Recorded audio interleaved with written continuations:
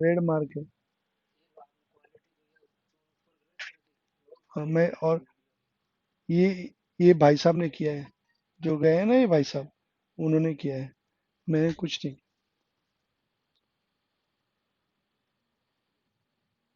Hello students, welcome on Nimbus learning powered by Engineers Academy. My self Ranjit Kumar, आप जानते ही हैं।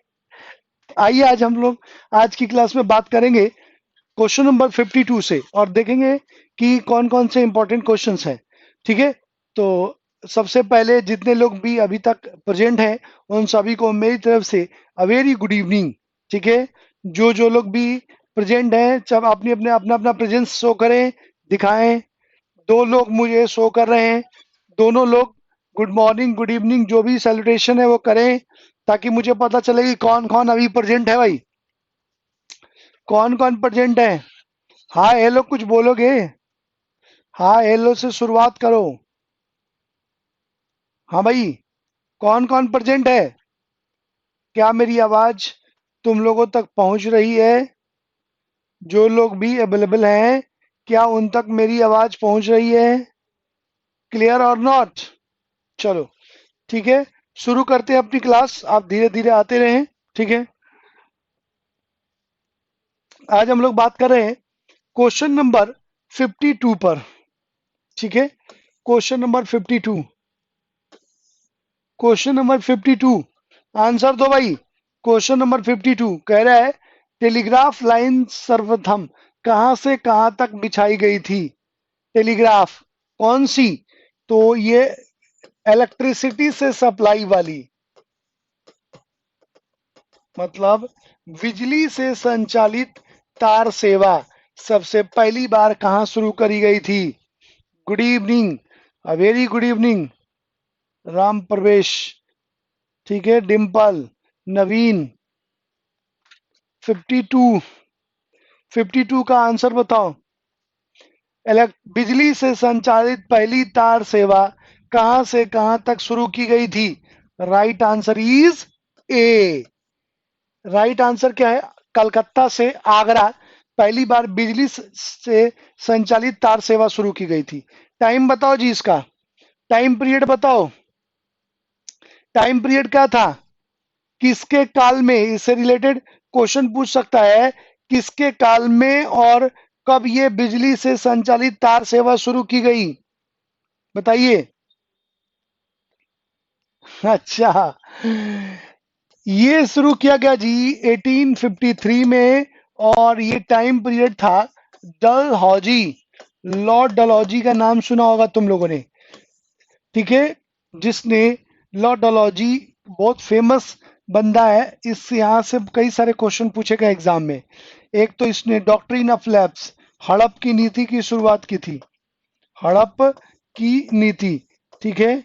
और इसके तहत कई प्रांतों को इस हड़प की नीति के अंतर्गत दो पॉलिसी अपनाई।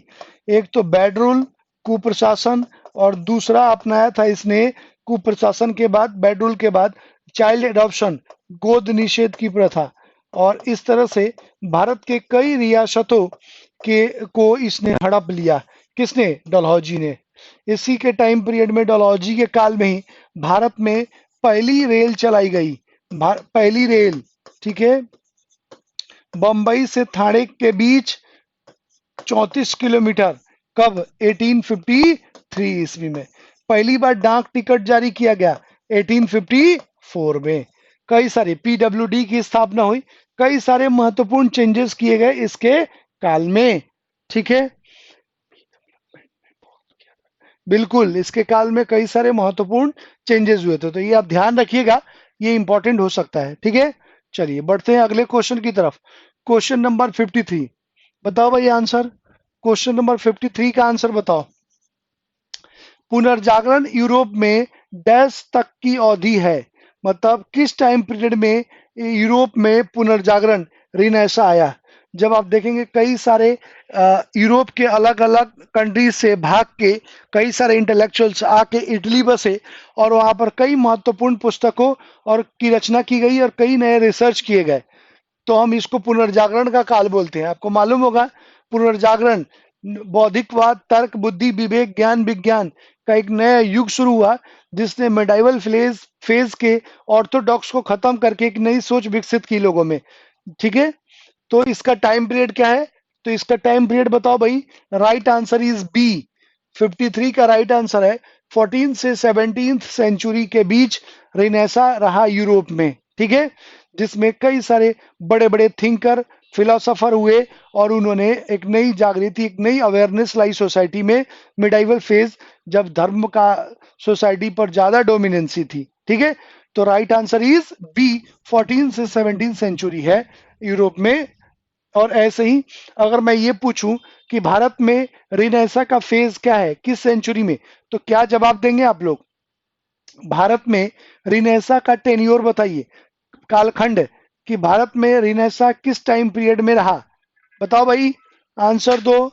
भारत में रिनेसा का टाइम पीरियड बताइए। अच्छा, 14 से 17 है। गौतम, निर्मा सरफ से दो, भारत की बात पूछ रहा हूं मैं भारत की बात कर रहा हूं। मैं यूरोप की बात नहीं कर रहा, मैं इंडिया की बात कर रहा हूं। हम्म, 19 टू 20 सेंचुरी। अरे भाई, 1828 में राजा राम मोहन राय ने ब्रह्म समाज की स्थापना करी न जी।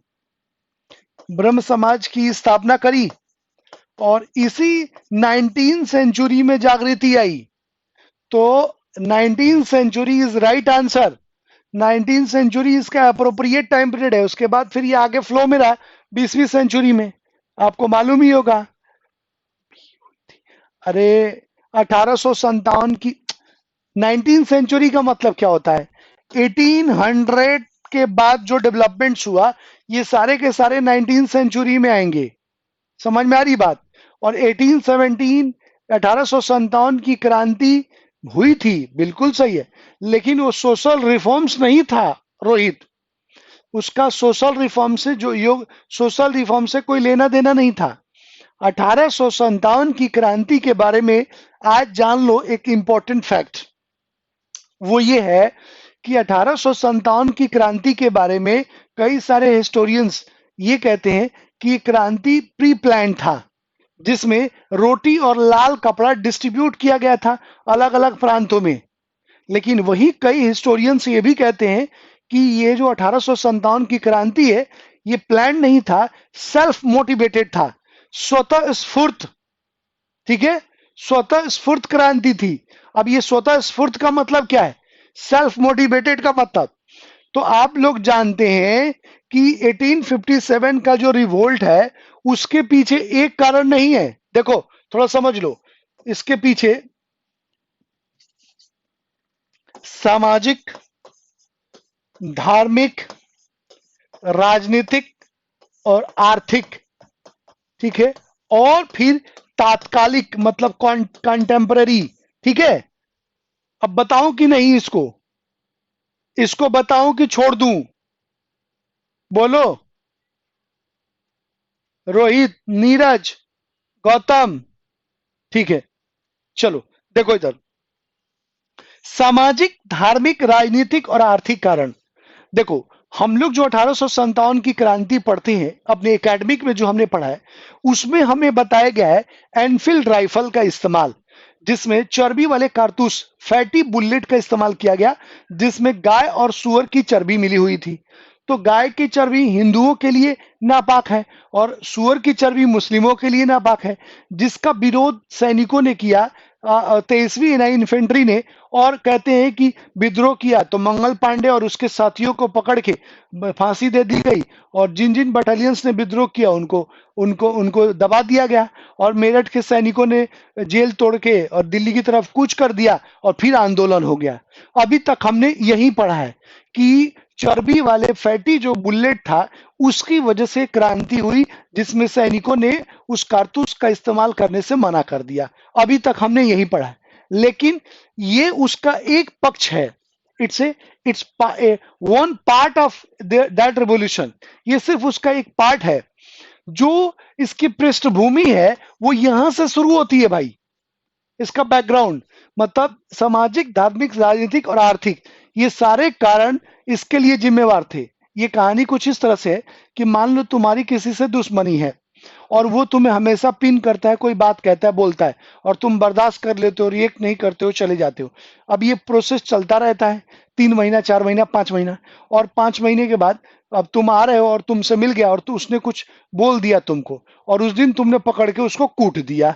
तो जो उस दिन तुमने कुटाई करी वो उस दिन की बात पर नहीं है, वो 5 महीना पहले से जो डेवलपमेंट चला आ रहा है उसका एक प्रतिफल है। मतलब अंत एक एक एक्सट्रीम लेवल था जिस दिन आपने उसकी कुटाई करी। तो ऐसे ही यहाँ पर ये जो रीजंस है ये ऑलरेडी चल रहे थे, और ये जो तात्कालिक कारण है फैटी बुलेट, वो एक्सट्रीम लेवल था जब मतलब आप सूखे हुए पत्तों में आपने चिंगारी डाल दी और चिंगारी भड़क और आग लग गई। समझ में आ रही बात? अब मैं बता रहा हूं सामाजिक का मतलब। आप देखेंगे कि अंग्रेजों की एक्सपेडिशन पॉलिसी की वजह से देश में गरीबी, बेरोजगारी, भूखमरी, ऐसी कई सारी समस्याएं हमारे देश में आ गई थी। प्लेग, अकाल, ऐसी समस्याएं थी जिससे लोग त्रस्त थे, और लोग समझ नहीं पा रहे थे कि भाई हमारे देश में पहले भी बारिश नहीं होती थी, फसलें नहीं होती थी, तब तो इतना भयंकर कोई अकाल नहीं पड़ता था, लेकिन अभी क्यों पड़ा? तो धीरे धीरे लोगों को एहसास होने लगा कि इस अकाल का कारण अंग्रेजों की इस ये एक्सप्लॉयटेशन पॉलिसी है, जिसमें इतना ज्यादा कर हमसे ले रहे हैं, जिसकी वजह से हमारे पास रिमेनिंग चीजें नहीं बचती, और फिर अकाल की वजह से आज इन पैसों की वजह से आज हमारे घरों में अकाल, भूखमरी, गरीबी और बेरोजगारी का आलम है। तो इससे उनके मन में असंतोष की भावना, डिससेटिस्फेक्शन का लेवल बढ़ रहा था। दूसरा है धार्मिक।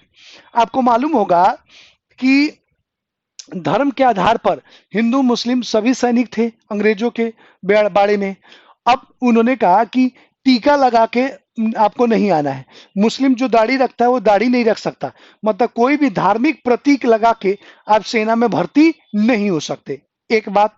और दूसरी बात आप देखेंगे कि इन्होंने सती प्रथा को समाप्त कर दिया, सती प्रथा पर बैन लगा दिया, विधवा विवाह शुरू कर दिया, बाल बाल विवाह पर बैन कर दिया, बलि प्रथा पर बैन किया। इससे क्या हुआ, ये हमारे धर्म के जुड़े हुए सेंटिमेंट्स है। विधवा विवाह को अनुमति देने से लोगों के सेंटिमेंट्स ब्रेक हुए, सती प्रथा को बैन करने से धर्म से जुड़ी हुई थी, क्योंकि लोग मानते थे कि ऋग्वेद में मेंशन है और पति के मरने के बाद पत्नी को सती हो जाना चाहिए। तो ये सारी चीजें हमने धर्म से जोड़ ली, और हम लोगों को लगा कि अंग्रेज हमारा धर्म भ्रष्ट कर रहे हैं। एक तो बात ये, दूसरी कि उस जमाने में ऐसा माना जाता था कि अगर कोई समुद्र उस पार लड़ाई करने जाता है, समुद्र उस पार जाता है, तो उसका धर्म भ्रष्ट हो गया। तो हमारे कई सारे सैनिकों को बर्मा युद्ध के लिए या दूसरे बैटल के लिए ये अंग्रेज सैनिकों को लेके गए वो समुद्र उस पार, और जब वो आए तो उनका गांव वालों ने, समाज के लोगों ने सामूहिक बहिष्कार किया कि भाई तुम्हारा धर्म भ्रष्ट हो गया। तो उनके अंदर एक डिससेटिस्फेक्शन चल रहा था। तो ऐसे कई सारे धार्मिक कारण थे जिसकी वजह से लोगों के मन में अंग्रेजों के प्रति आक्रोश की भावना प्रबल हो रही थी। ठीक है। उसके बाद राजनीतिक में आपने देखा कि डलहौजी ने डॉक्ट्रिन ऑफ लैप्स की नीति शुरू की, हड़प की नीति, जिसमें कुप्रशासन और गोद निषेध की प्रथा बताई। और इस तरह से आप देखेंगे सतारा, नागपुर, झांसी, संबलपुर, इन सारे क्षेत्रों पर इन्होंने जबरदस्ती या तो कुप्रशासन के आधार पर या गोद निषेध कह के और एक तरह से इनडायरेक्टली हड़प लिया, उसको मिला लिया झूठ मूठ का बहाना करके। और इससे भी बचे तो आप देखेंगे सब्सिडरी अलायंस किया, सब्सिडरी अलायंस के थ्रू और कई सारे प्रांतों को मिला लिया। तो इस राजनीतिक कारण की वजह से कई सारे आप देखेंगे प्रांतों को इन्होंने जबरदस्ती हड़प लिया। अब वो जो जमींदार थे या जो भी प्रिंसली स्टेट के राजा थे, वो ये मान रहे थे कि भाई बरसों से हमारी औलाद नहीं थी लेकिन अभी तक किसने नहीं हड़ पाया, और ये कौन सी बात है कि अपना बच्चा नहीं है तो प्रांत मिला दिया जाएगा। तो उनके मन में एक डिससेटिस्फेक्शन था कि मौका मिले तो तुम्हें दिखा देंगे तुम्हें कितना प्यार करते हैं हम। ठीक है। तो ये राजनीतिक कारण थे। उसके बाद राजनीतिक कारण में आप ये भी देख सकते हैं कई सारी इन्होंने एक्सप्लॉयटेशन पॉलिसी बना रखी थी, जिसमें भारतीयों को बुरी तरह से मारते पीटते थे, और भारत का कोई भी आदमी कितना भी लिटरेट और पढ़ा लिखा क्यों न हो, उसको अच्छी पोस्ट पर अपॉइंट नहीं किया जाता था, कभी भी उसको अपॉर्चुनिटी नहीं मिलती थी, हमेशा वो लेबर क्लास में या निम्न ही रहता था। ठीक है। तो ये कुछ राजनीतिक कारण थे। उसके बाद आर्थिक कारण में आप देखेंगे रैयतवाड़ी, महालवाड़ी और अस्थाई बंदोबस्त, जिसमें 90% तक टैक्स कलेक्शन की बात करी इन लोगों ने, और खूब सारा आप देखेंगे एक्सप्लॉटेशन किया। इसके अलावा मजदूर, कोई एक ही अंग्रेज एक ही पोस्ट पर अंग्रेज और भारतीय काम करता था, तो अंग्रेजों को 100 रुपए सैलरी मिलती थी और भारतीयों को 10 रुपया, जिससे बेचारा वो अपनी बेसिक नीड भी फुलफिल नहीं कर पाता, और अगर कुछ कहता तो बुरी तरह से उसको पीटते और टॉर्चर करते थे। तो इस तरह से डिस्क्रिमिनेशन था आर्थिक रूप से, और बुरी तरह से ये जो रैयतवाड़ी, मालवाड़ी और अस्थाई बंदोबस्त के थ्रू जबरदस्त तरीके से इन्होंने एक्सप्लॉइट किया। कई सारे जो बिजनेस करने वाले लोग थे उनको उनकी चीजें कम दाम पर बेचने के लिए मजबूर किया जाता था। सारे बिजनेस ठप हो गए, कई उद्योग बंद हो गए जो भारतीय चलाते थे, सबको अंग्रेजों ने टेक ओवर कर लिया। तो इससे हमारे देश में मास लेवल पर गरीबी, बेरोजगारी बढ़ी। दूसरा कि जिन खेतों जो मजदूर लगान नहीं दे पाया, उनकी जमीनें नीलाम कर ली, और उसमें बेसिक खाने पीने की चीज की जगह कमर्शियल वाणिज्यिक फसलों की बुआई करने लगी, जिससे कई सारे किसान भूखमरी, गरीबी और अकाल के दौरान चले गए। ठीक है, तो इस तरह से आप देखेंगे ये सारी घटनाएं चल रही थी प्रोसेस वाइज पहले से ही। और इसी समय तब तक एनफील्ड राइफल आ जाता है, और उसमें फिर फैटी बुलेट का इस्तेमाल ये शुरू करते हैं, जिससे वहां के सैनिक बाइकआउट करते हैं, और फिर ये आंदोलन में जो सूखे हुए पत्ते थे उसमें चिंगारी लग जाती है और ये आंदोलन भड़क जाता है। तो आप देखेंगे कि इसको सेल्फ मोटिवेटेड इसलिए कहते हैं कि जहां जहां जिनके जिनके हित प्रभावित हुए थे, मतलब जिनका जिनका इंटरेस्ट इफेक्ट हुआ था, वहां वहां लोगों ने आंदोलन किया। इसलिए ये आंदोलन एक समय में एक साथ सब जगह नहीं हुआ। आप देखेंगे अलग अलग जगह, आप देखेंगे पहले मेरठ में, फिर दिल्ली, फिर कानपुर, फिर लखनऊ, फिर आप देखेंगे बरेली, अलग अलग जगह में अलग अलग हुआ। इस वजह से अंग्रेजों को इस मूवमेंट को दबाने में काफी आसानी हुई, मतलब इस रिवोल्ट को इजी वे में दबा दिया। अब मान लीजिए एक साथ सब जगह होता तो शायद अंग्रेजों के लिए मुश्किल हो जाता दबाना, क्योंकि एक साथ कहाँ कहाँ फाइट करेंगे, और अलग अलग टाइम गैप में हुआ। तो आप देखेंगे कानपुर वाला बंदा आ गया झांसी, लखनऊ आ गया, लखनऊ से झांसी भी चला गया। तो इस तरह से अलग अलग टाइम पीरियड में होने की वजह से इसे हम कहते हैं सेल्फ मोटिवेटेड, स्वतः स्फूर्त आंदोलन था। ठीक है, तो यहाँ पर जमींदार, किसान, मजदूर, बिजनेसमैन, जहां जहां जिनके जिनके जैसे जैसे हित प्रभावित हुए थे, उन्होंने इस आंदोलन को आगे बढ़ाया। इसलिए आंदोलन ये बुरी तरह से कुचल दिया गया। हालांकि अलग अलग टाइम में हुआ, लेकिन अंग्रेजों के दांत खट्टे कर दिए थे इसमें, और सिंधिया और होलकर ये लोग अगर सहयोग नहीं करते तो शायद हो सकता था कि अपन उस समय भी आजाद हो जाते। क्या मैं उम्मीद करूं कि जो ये कॉन्सेप्ट बताया है ये आपको समझ में आ गया है, क्लियर हुआ? अरे क्लियर हुआ? सब सब लोगों से पूछ रहा हूं, सिर्फ डिम्पल ने मुझे रिप्लाई किया है। फटाफट मुझे रिप्लाई करे कि सबको क्लियर हुआ कि नहीं ये कॉन्सेप्ट। अरे सिंधिया होलकर ने धोखेबाजी करी थी गौतम। धोखेबाजी का मतलब इस रिवोल्ट को, मतलब 1857 की क्रांति को दबाने में अंग्रेजों का सहयोग किया था। चीटर, चीटर कॉक बन गए थे। ठीक है, धोखा उन्होंने किया था इस आंदोलन में दबाने का। सब सीक्रेट बताते रहे कि कैसे कैसे आप लोग ऑपरेशन कीजिए और इनको दबाया जा सकता है, क्योंकि हमारे देश के प्रिंसले स्टेट के जो राजा, इनको मालूम है कि आम आदमी को कैसे कंट्रोल में, नब्ज पता थी, तो इन दोनों ने हेल्प किया था आंदोलन को दबाने में। ठीक है, चलिए क्लियर, ओके हुआ। बढ़ते हैं अगले क्वेश्चन की तरफ। यहां तक मुझे पूरी उम्मीद है कि पूरा कॉन्सेप्ट क्लियर हो चुका होगा। आइए चलिए बढ़ते हैं अगले क्वेश्चन की तरफ। क्वेश्चन नंबर 54, आंसर दो भाई। क्वेश्चन नंबर 54 का आंसर दीजिए। क्वेश्चन नंबर 54 का आंसर दीजिए। गांधी जी ने किस वर्ष में असहयोग आंदोलन की शुरुआत की थी? वेरी गुड, आगे लगा दोगे तुम लोग, साफ एकदम धुआं निकल रहा है। 1920। गांधी जी ने असहयोग आंदोलन की शुरुआत 1920 में की थी। क्यों की थी भाई? इसके पीछे रीजन क्या है? तो तीन रीजन है जिसकी वजह से गांधी जी को यह आंदोलन शुरू करना पड़ा। पहला रीजन, पहला रीजन है रॉलेक्ट एक्ट। ठीक है, रॉलेक्ट एक्ट। दूसरा रीजन है जलियावाला बाग। ठीक है, जलियावाला। और तीसरा जो है वो है खिलाफत आंदोलन। खिलाफत, खिलाफत आंदोलन। ये वो तीन रीजंस हैं जिसके आधार पर गांधी जी ने पहली बार एक एक संगठित आंदोलन, एक ऑर्गेनाइज मूवमेंट शुरू किया। क्या भाई? रॉलेट एक्ट में जानते हैं 1919 में आया। इसमें बिना वकील, बिना दलील, बिना अपील था। मतलब किसी को भी काला कानून बोलते हैं, किसी के ऊपर भी शक हुआ तो तुरंत उसको पकड़ के अरेस्ट करके जेल में डाल दिया। ठीक है, तो काला कानून का और इसका मोटिव था इस रॉलेट एक्ट का कि भारत के क्रांतिकारियों का दमन करना, जो भी एक्सट्रीमिस्ट है उनको सप्रेस करना और इनको सफाया कर देना, सुपड़ा साफ करना। ठीक है, तो इसके इसके रिएक्शन में आप देखेंगे जलियांवाला बाग हुआ अमृतसर में, जिसमें हजारों लाखों लोगों की मौत हुई। जनरल डायर ने गोलियां चलवा दी। और फिर उसी समय फर्स्ट वर्ल्ड वार चल रहा था, और फर्स्ट वर्ल्ड वार में आपको मालूम है कि तुर्की के खलीफा को हटा दिया अंग्रेजों ने और तुर्की पर कंट्रोल कर दिया। तो जो तुर्की का खलीफा था वो पूरे विश्व के मुसलमानों का धार्मिक गुरु था। तो सभी जितने भी मुस्लिम कंट्री के लोग हैं उन्होंने इसका विरोध किया कि भाई तुर्की का जो खलीफा है वो हमारा भगवान है, उसको आपने कैसे हटा दिया। तो भारत में भी इस आंदोलन को आगे बढ़ाया गया अली बंधुओं के द्वारा। तो इसको हम खिलाफत आंदोलन कहें। गांधी जी ने इसमें सहयोग किया था।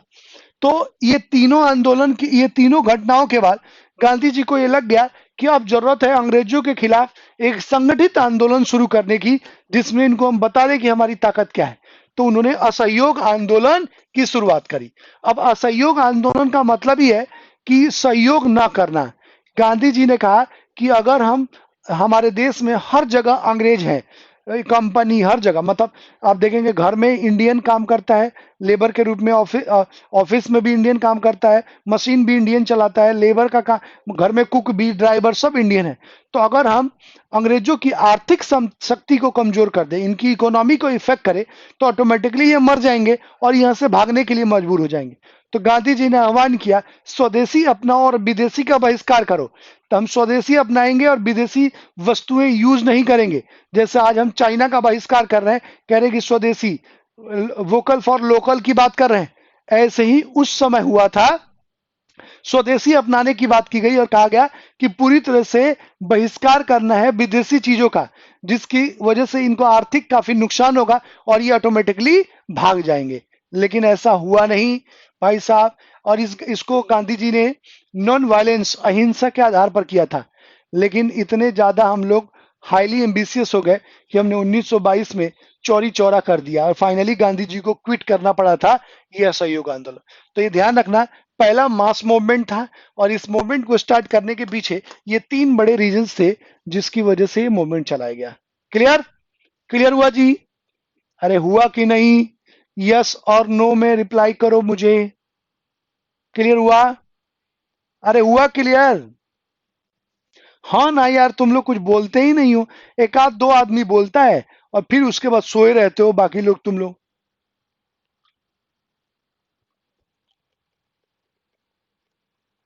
आइए अब हम लोग बढ़ते हैं अगले क्वेश्चन की तरफ।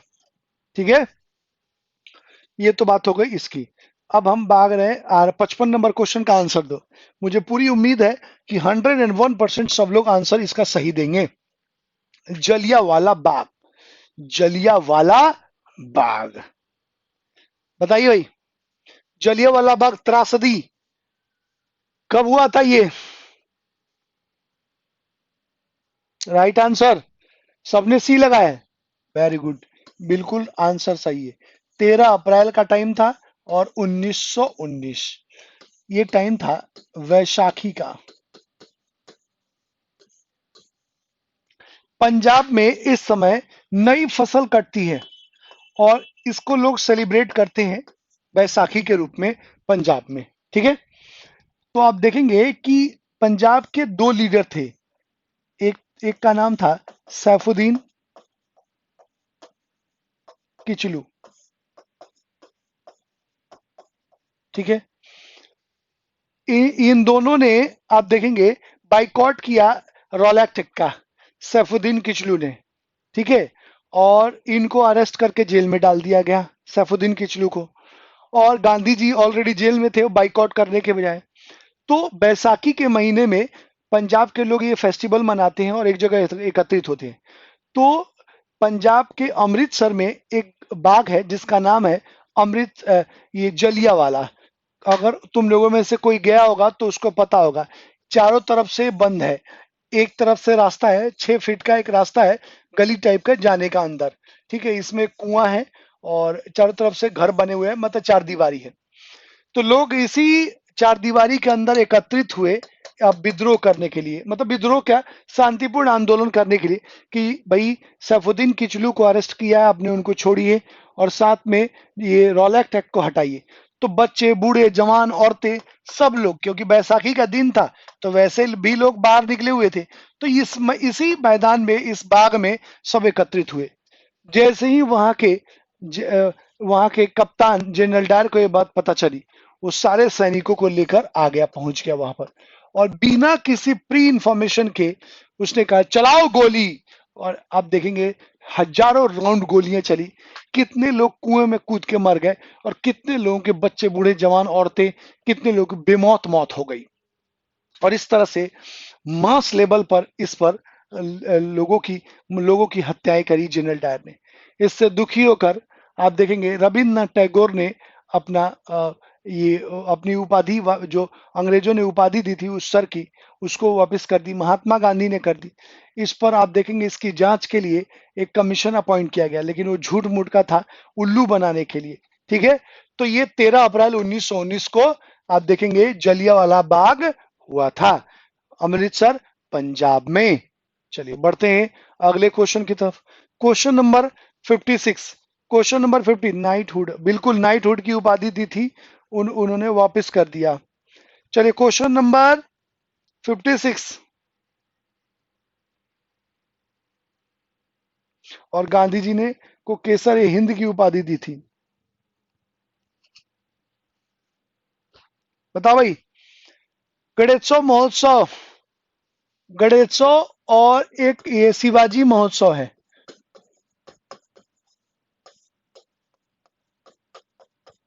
शुरुआत किसने करी थी? लोकमान्य बाल गंगाधर तिलक के। तो ये गणेशोत्सव महोत्सव उन्होंने शुरू किया था 1893 में, ठीक है। 1893 में गणेशोत्सव महोत्सव की शुरुआत करी थी बाल गंगाधर तिलक ने, और उसके 3 साल बाद 96 में उन्होंने शिवाजी महोत्सव की शुरुआत करी। मोटिव क्या है जी? तो आप देखेंगे कि बाल गंगाधर तिलक का यह मोटिव था कि महाराष्ट्र के लोगों को यूनाइट किया जाए। अब यूनाइट कैसे करेंगे जी? जब लोग एक साथ एकत्रित होंगे। तो उन्होंने गणेश जी के नाम पर और शिवा जी के नाम पर, भगवान है और एक वहाँ के फेमस पर्सनालिटी थे, इनके नाम पर लोग एकत्रित होंगे, और जब एकत्रित होंगे तो आपस में अपने दुख सुख का डिस्कशन करेंगे, और फिर हम इनको एकत्रित करके इनको बता के कि हमारे साथ क्या हो रहा है, और इसके आगे हम आंदोलन शुरू कर सकते हैं। तो आप देखेंगे कि यूनिटी, स्ट्रेंथ लाने के लिए और सबको एकजुट करने के लिए बाल गंगाधर तिलक ने ये इनिशिएटिव किया, और 1893 में गणेशोत्सव महोत्सव शुरू किया, गणपति बप्पा मोरिया वाला, जिसमें आपको मालूम होगा आज भी उसी समय से लेकर आज तक हमारे देश में गणपति महोत्सव मनाया जाता है महाराष्ट्र में। और आप ये भी जानते हैं कि महाराष्ट्र का एक फेमस फेस्टिवल है जिसमें सभी धर्मों के लोग पार्टिसिपेट करते हैं, और एक वहां पर स्टेट में पूरा हॉलीडे होता है और जबरदस्त लोग इसकी पूजा करते हैं। तो ये परंपरा उसी समय शिवाजी महोत्सव, हाँ 95 में ही हुई थी, बिल्कुल 95 में हुई थी, ठीक है। तो ये दो महोत्सव शुरू किए बाल गंगाधर तिलक ने इस लोगों को यूनाइट करने के लिए, ठीक है। चलिए बढ़ते हैं अगले क्वेश्चन की तरफ। क्वेश्चन नंबर 57, क्वेश्चन नंबर 57 का आंसर दो। वांडीवास का युद्ध अंग्रेज और किसके बीच हुआ था जी? वांडीवास का युद्ध किसके किसके बीच हुआ था? राइट आंसर इज बी, फ्रांसीसी। 1760 में ये युद्ध हुआ था अंग्रेज और फ्रांसीसियों के बीच, और इसी वांडीवास के बीच युद्ध के बाद फ्रांसीसियों का अस्तित्व भारत से समाप्त हो गया। फ्रांसीसियों का मतलब ये निर्णायक युद्ध था अंग्रेज और फ्रांसीसियों के युद्ध बीच, और इसी बांडीवास के युद्ध के बाद पौंडीचेरी, गोवा और जो अन्य क्षेत्र थे उन पर अधिकार स्थापित कर लिया अंग्रेजों ने, ठीक है। तो फ्रांसीसियों का अस्तित्व पूरी तरह से वांडीवास के युद्ध के बाद समाप्त हो गया, जो 1760 में हुआ था, ठीक है। चलिए बढ़ते हैं अगले क्वेश्चन की तरफ। गांधी जी ने कानून की पढ़ाई कहाँ करी थी? बताओ भाई, गांधी जी ने लॉ की पढ़ाई कहाँ की थी? बताओ। सबको आंसर पता होगा, ये कोई भी ऐसा नहीं होगा जिसको। नीरज, रोहित, नवीन, थोड़ा आराम से सोच लो, आराम से सोच के आंसर दो, हड़बड़ी नहीं है, कोई जल्दी नहीं है, एकदम आराम से कंफर्टेबल वे में जवाब देना है। और मुझे ये 100% पता है कि तुम सभी लोगों को इसका आंसर पता है, लेकिन तुम लोग ओवर कॉन्फिडेंस में आके गलत आंसर दे रहे हो। बताओ, फिर से रिवाइज करो आंसर। बिल्कुल यार, दक्षिण अफ्रीका तो जॉब करने गए थे वो। दक्षिण अफ्रीका तो उन्होंने जॉब करा था भाई, लंदन से पढ़ के आए थे उस समय। ये इसमें ना तुमको कुछ याद करने की जरूरत है और ना ही कुछ दिमाग लगाने की जरूरत है। अगर अंग्रेजों के टाइम में किसी भी कोई भी पूछता है कि कौन कहां पर बैरिस्ट्री की पढ़ाई करने गया था, तो आंख बंद करके लंदन लगाओ, आंख बंद करके। क्योंकि उस जमाने में जितने भी बड़े लोग थे, जिनके पास पैसा था और पढ़ने जाते थे, तो फेमस प्लेस था लंदन। लंदन, सारे लोग जो भी बैरिस्ट्री करके आया है वो लंदन से ही करके आया है। ठीक है, इसके अलावा कहीं नहीं गए। आज हम अमेरिका जाते हैं, अब लंदन नहीं जाते हैं लोग। ठीक है, तो ये बात आप ध्यान में रखेंगे। ठीक है, अफ्रीका केस लड़ने गए थे, वहां पर जॉब किया उन्होंने कुछ समय तक। ठीक है, ये ध्यान रखना ये क्वेश्चन। ठीक है, हार्वर्ड यूनिवर्सिटी लंदन, तो हार्वर्ड में जाते हैं, लेकिन आज के डेट में ऑक्सफोर्ड ज्यादा फेमस है। नवीन, ऑक्सफोर्ड पर ज्यादा फोकस करते हैं, हार्वर्ड में अब, पहले हार्वर्ड था, अब ऑक्सफोर्ड को ज्यादा फोकस करते हैं। अमेरिका इस समय पावरफुल है ना जी, तो अमेरिका ज्यादा। अगर तुमसे पूछा जाए कि इंग्लैंड और अमेरिका दोनों में से कहां जाना चाहोगे, बताओ। अगर तुमसे पूछा जाए इस समय कि इंग्लैंड और अमेरिका दोनों में से कहां जाना चाहोगे, ऑब्वियसली तुम सबसे पहले प्रेफरेंस दोगे कि सर अमेरिका, क्योंकि अमेरिका इस समय भाई ऑब्वियसली सबसे टॉप में है, सबसे डेवलप्ड कंट्रीज है, लेटेस्ट टेक्नोलॉजी सब कुछ है। तो उस जमाने में इंग्लैंड अमेरिका की तरह था, जब पूरे वर्ल्ड पर डोमिनेंसी इसने स्थापित की। भाई साहब, एक जमाने में इंग्लैंड को कहा जाता था कि इनके टाइम पीरियड में कहीं सूर्यास्त नहीं होता, इनके शासनकाल में। मतलब वहां हर जगह इन्हीं का रूल है, अंग्रेजों का, हर जगह। अगर इंडिया में सनसेट हुआ तो दूसरी जगह सनराइज हुआ, वहां भी उन्हीं का रूल है। तो इनके टेन्योर में सनसेट नहीं होता था। ठीक है, पासपोर्ट ही नहीं बना है सर अभी। अरे मेरे लाल नीरज, पासपोर्ट बनाने में 2 मिनट का खेल है, 2 मिनट।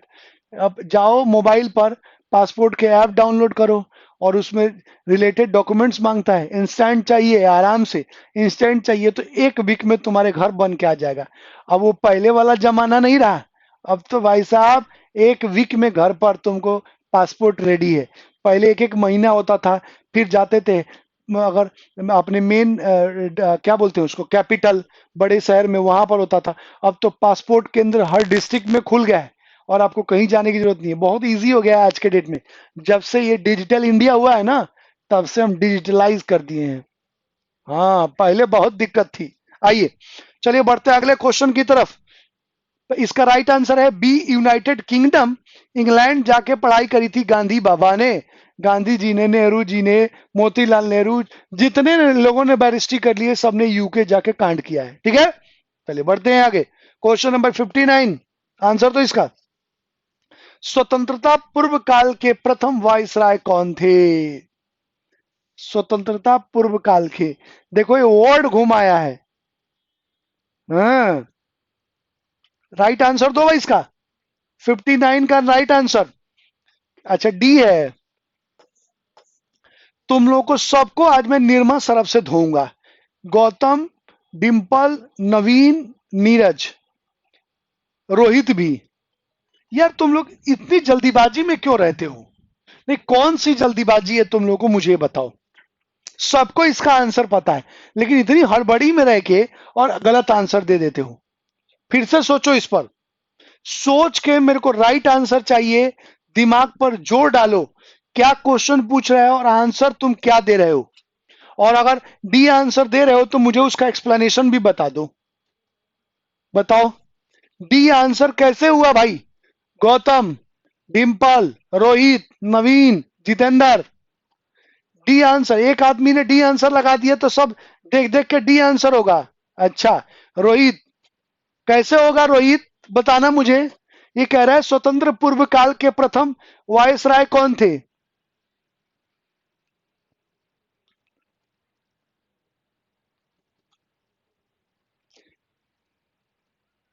अच्छा, अब माउंट बेटन जब स्वतंत्रता नहीं हुआ था तो उस समय वायसराय कौन था?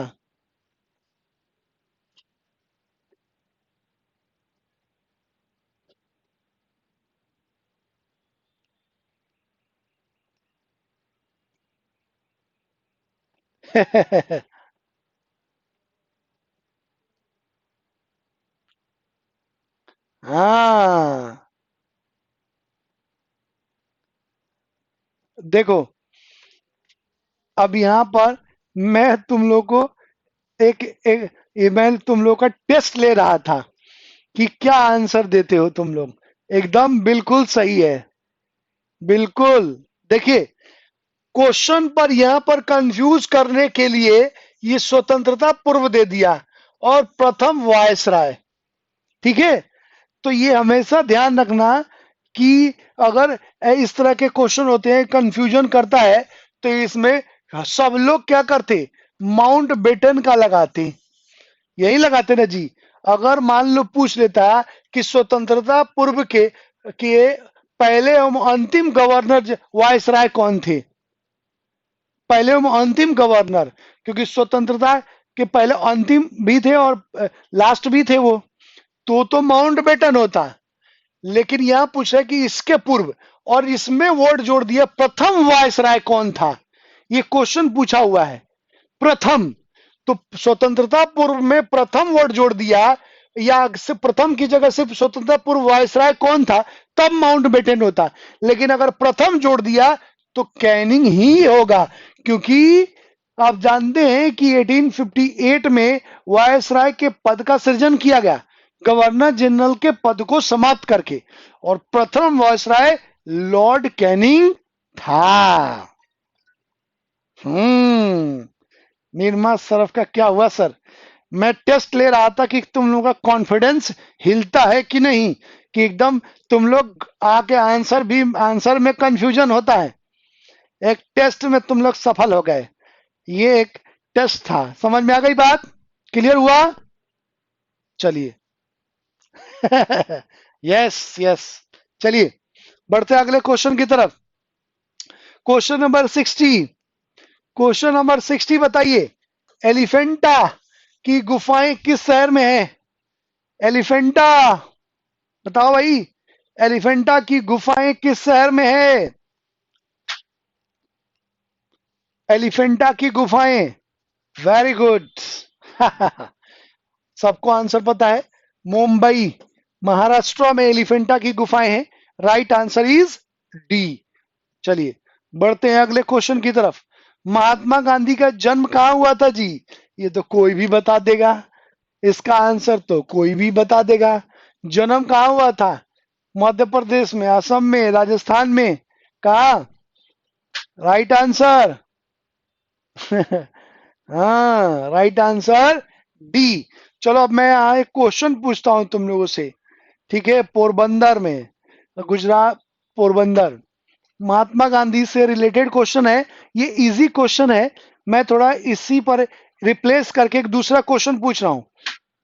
महात्मा गांधी के राजनीतिक गुरु कौन थे? Who was the political Guru of Mahatma Gandhi? Mahatma Gandhi के राजनीतिक गुरु कौन थे? गोपाल कृष्ण गोखले। चलो अब मुझे एक और सवाल बता दो, गांधी बाबा से संबंधित, गांधी बाबा से संबंधित एक और सवाल का जवाब दे दो। आज देखता हूं मैं कौन देता है उस सवाल का जवाब। महात्मा गांधी ने किस कांग्रेस कॉन्फ्रेंस में सुभाष चंद्र बोस के अगेंस्ट एक बंदे को अपने प्रतिनिधि के रूप में खड़ा किया था? बता दो, और उस कॉन्फ्रेंस का ईयर बताओ, जगह बताओ, और उस बंदे का नाम बताओ। तीनों सवालों का जवाब देना है आप लोगों को। नवीन, मैंने ये नहीं पूछा है। मैंने, तुम लोग जो बता रहे हो, मैं बेलगांव की बात नहीं कर रहा। मैं ये नहीं कह रहा कि एकमात्र कॉन्फ्रेंस कौन सा है कांग्रेस का जिसका प्रतिनिधित्व तो गांधी जी ने किया था, रिप्रेजेंटेटिव थे कांग्रेस के। मैं ये नहीं पूछ रहा हूं। ये भी एक सवाल है। 1924 में बेलगांव अधिवेशन, गांधी जी ने उसका अध्यक्षता करी थी सिर्फ एक बार, उसके बाद कभी नहीं किया था। बेलगांव कहाँ है जी? बेलगांव कहाँ है?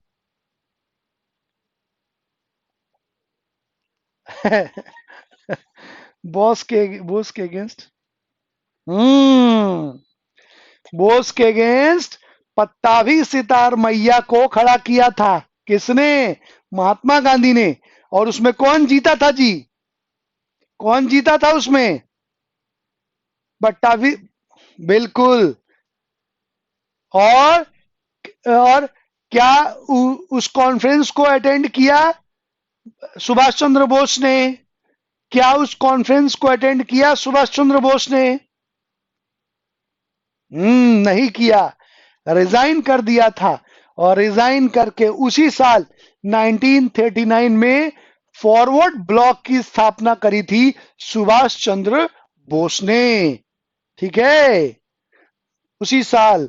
और फिर उनको नजरबंद कर दिया गया था घर में। और उस नजरबंदी से निकल के गुपचुप ऐसे भागे सुभाष चंद्र बोस कि किसी को पता नहीं चला। ठीक है।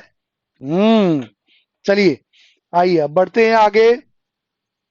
Question number 62। क्वेश्चन नंबर 62 का आंसर दीजिए। साबरमती आश्रम किसने बनवाया था? साबरमती आश्रम किसने बनवाया था जी? आंसर दीजिएगा इसको। साबरमती आश्रम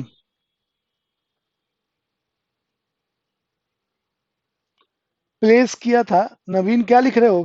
प्लेस क्या था सर? हरिपुरा।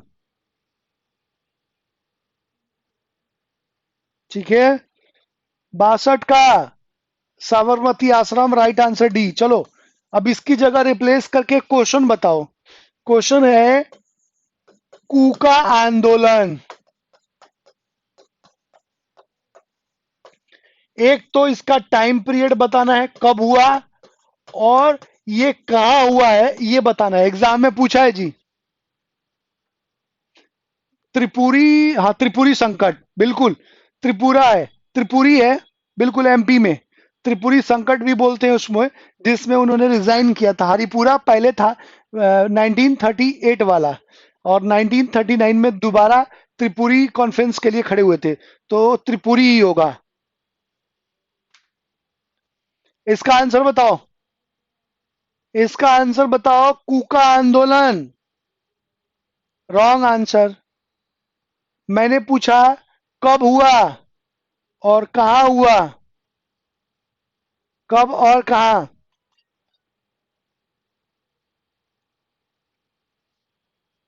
देखो, कूका आंदोलन 1840 में पंजाब में हुआ भाई। पंजाब के ट्राइबल्स थे जिन्होंने किया था कूका आंदोलन। एग्जाम में पूछा ये। ठीक है। कूका आंदोलन पंजाब में 1840। ठीक है। अच्छा, ये जो मूवमेंट है वो किस, चलो इसके अलावा एक दूसरे दूसरे क्वेश्चन का आंसर दो। दूसरे क्वेश्चन का, कौन सा गवर्नर जनरल है जिसको ओवन मेरिडिथ कहा जाता है? Oven Meredith.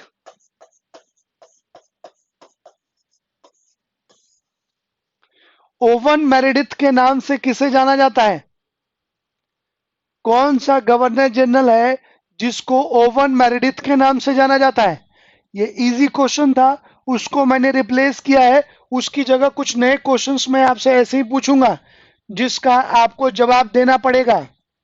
ओवन मेरिडिथ किस गवर्नर जनरल को कहा जाता है? जल्दी बताओ। क्या हुआ, सो गए क्या सब लोग? ओवन मेरिडिथ के नाम से किसे जाना जाता है?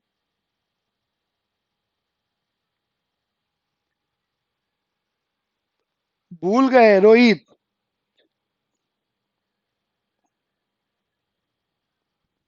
Right answer is Lord Lytton.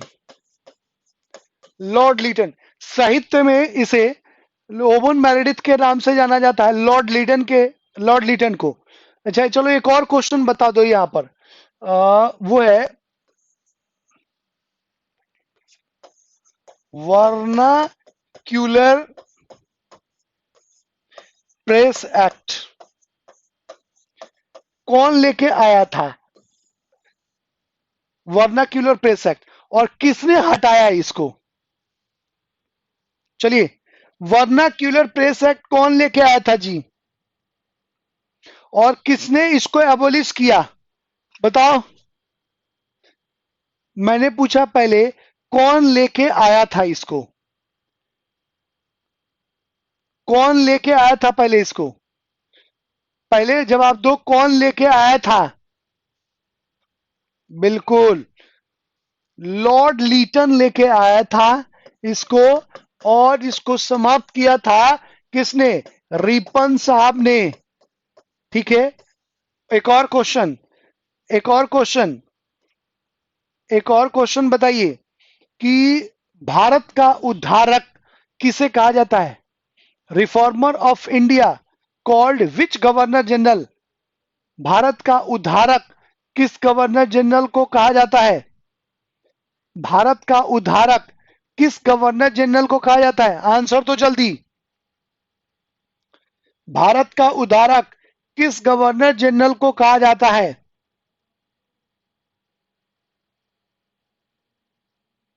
बताओ जल्दी। नहीं रोहित, लॉर्ड रिपन को कहते हैं भारत का उद्धारक।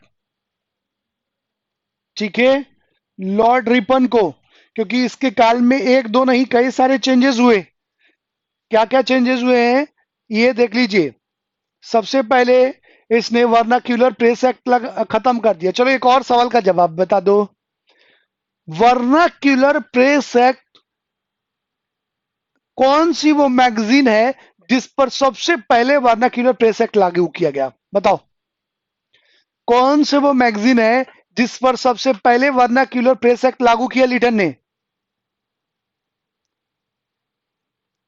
एक पत्रिका है अमृत बाजार, और दूसरी का नाम बताओ। सोम प्रकाश।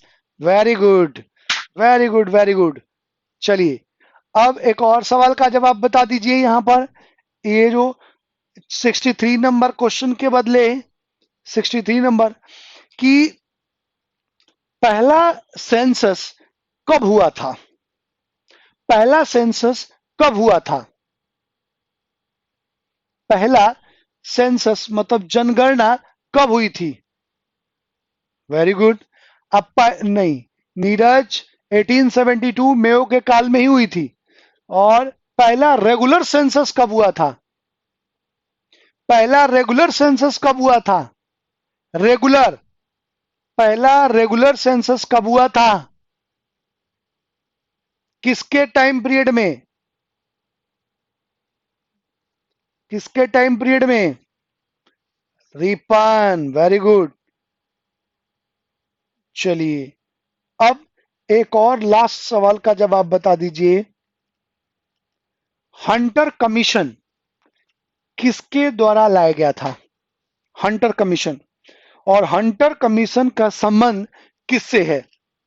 Hunter Commission is related to which field?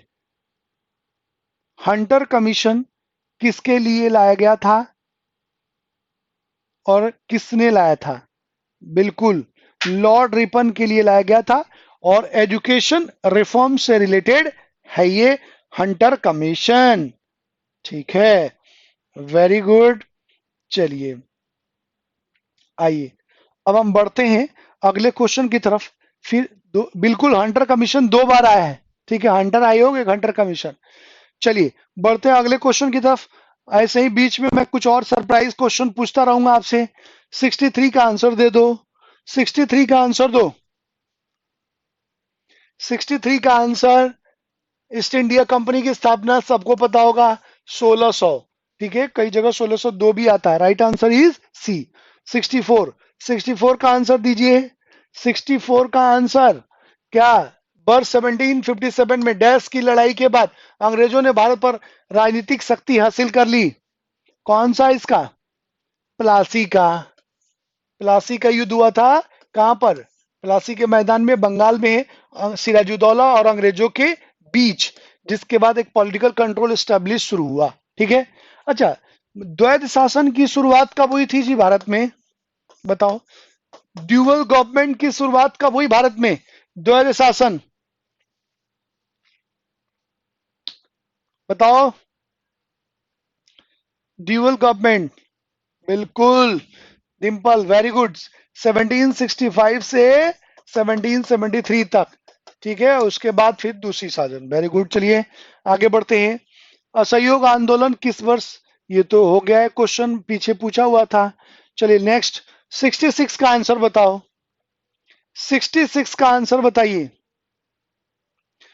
मुझ पर पड़ी लाठियां भारत में ब्रिटिश शासन के ताबूत पर आखिरी कील साबित होगी नामक उद्धरण निम्नलिखित स्वतंत्रता सेनानियों में से किससे संबंधित है? 66 का आंसर बताओ। कब कहा था भाई? इन्होंने ये बात कब कही थी?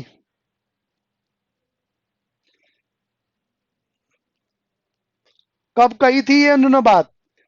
जब साइमन कमीशन का विरोध हो रहा था, उसी दौरान जब लाठी इनके सर पर लगी, तो उसी समय आप देखेंगे लाला लाजपत राय ने ये बात कही थी, जब सर पे उनके चोट लगी थी तब, कि मेरे सर पर पड़े हुए आखिरी कील, ये लाठी अंग्रेजों के लिए आखिरी कील साबित होगी। साइमन कमीशन के विरोध के दौरान लाला लाजपत राय ने ये कोटेशन कहा था। ठीक है, तो राइट आंसर इज ए। ठीक है, अब चलिए एक और सवाल का जवाब बता दीजिए। स्वराज पार्टी, स्वराज पार्टी जो है, इसकी स्थापना कब हुई थी और किसके द्वारा की गई थी? वैन और फाउंडर के नेम, फाउंडर कब हुई थी? अच्छा, गौतम, डिंपल, बोलो भाई बोलो।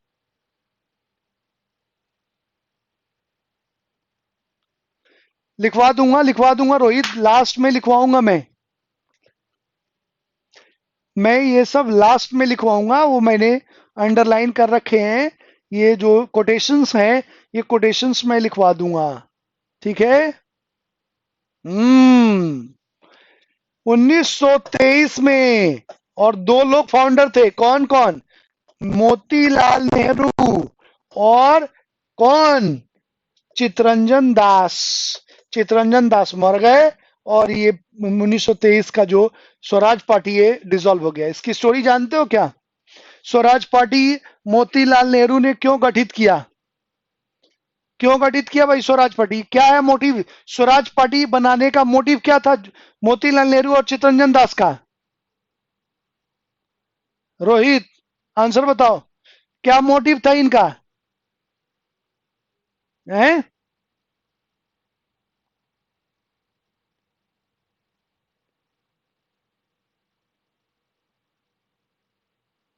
देखो, आप लोग जानते हैं कि 1920 में असहयोग आंदोलन शुरू हुआ, और 1920 से 22 तक चला, और 22 में चौरी चौरा हुआ, जो गोरखपुर के पास एक जगह है, जहां पर पुलिस वाले और ग्रामीणों में लड़ाई हो गई, और गांव वालों ने पुलिस वालों को थाने में बंद करके और आग लगा दिया। आंदोलन वायलेंट हो गया, और गांधी जी ने आधी रात को इस असहयोग आंदोलन को क्विट कर दिया। जब क्विट किया, तो जितने उस समय के बड़े लीडर थे वो सब गांधी जी से क्षुब्ध हो गए। उन्होंने कहा, यार जब आंदोलन अपने चरम पर था और अंग्रेज घुटने टेकने को मजबूर थे, तो ये गांधी ने आंदोलन बंद करके ठीक नहीं किया, और एकदम 100% अंग्रेज चले जाते। लेकिन गांधी जी ने उस समय बुद्धिमत्ता दिखाई। बुद्धिमत्ता का मतलब दूरदर्शी सोच दिखाई, क्योंकि अगर आंदोलन बंद नहीं करते तो अंग्रेज पहले से ही तैयार थे और खिन्न थे, और वो लोग एक्शन लेते और हजारों लाखों की संख्या में लोग बेमौत मारे जाते, और फिर दोबारा कोई आंदोलन के लिए खड़ा नहीं होता। तो क्योंकि गांधी जी का आंदोलन सत्य, अहिंसा और असहयोग पर था, तो उन्होंने बिल्कुल अहिंसा को टॉलरेट नहीं किया और तुरंत क्विट कर दिया। इस पर जब क्विट करने की वजह से मोतीलाल और ये चितरंजन दास, ये दोनों गांधी जी से नाराज हो गए और उन्होंने कहा कि भाई अब हम तुम्हारे साथ काम नहीं करेंगे। तुमने चरम पर जब आंदोलन था तब बंद कर दिया। उन्होंने कहा हम अलग एक पार्टी बनाएंगे स्वराज पार्टी नाम से, और हम अपने तरीके से चुनाव लड़ेंगे, उनके असेंबली में जाएंगे और वहां जाके उनको असहयोग करेंगे और उनको मजबूर करेंगे अपनी बात मानने के लिए। ठीक है, तो इस तरह से असहयोग आंदोलन से नाराज होके, गांधी जी से नाराज होके उन्होंने स्वराज पार्टी की स्थापना करी थी इन दोनों ने। लेकिन कुछ वर्षों के 2 साल के बाद चित्तरंजन दास की मृत्यु हो गई और ये खेल ही खत्म हो गया। ठीक है, चलिए बढ़ते हैं अगले क्वेश्चन की तरफ। गांधी जी का मम्मी का नाम क्या था? सब लोग सबको मालूम होगा, सबको मालूम होगा यार। आंसर बताओ इसका, सबको मालूम होगा इसका आंसर। गांधी जी की मम्मा का नाम क्या था? गांधी जी की मदर का नाम क्या था?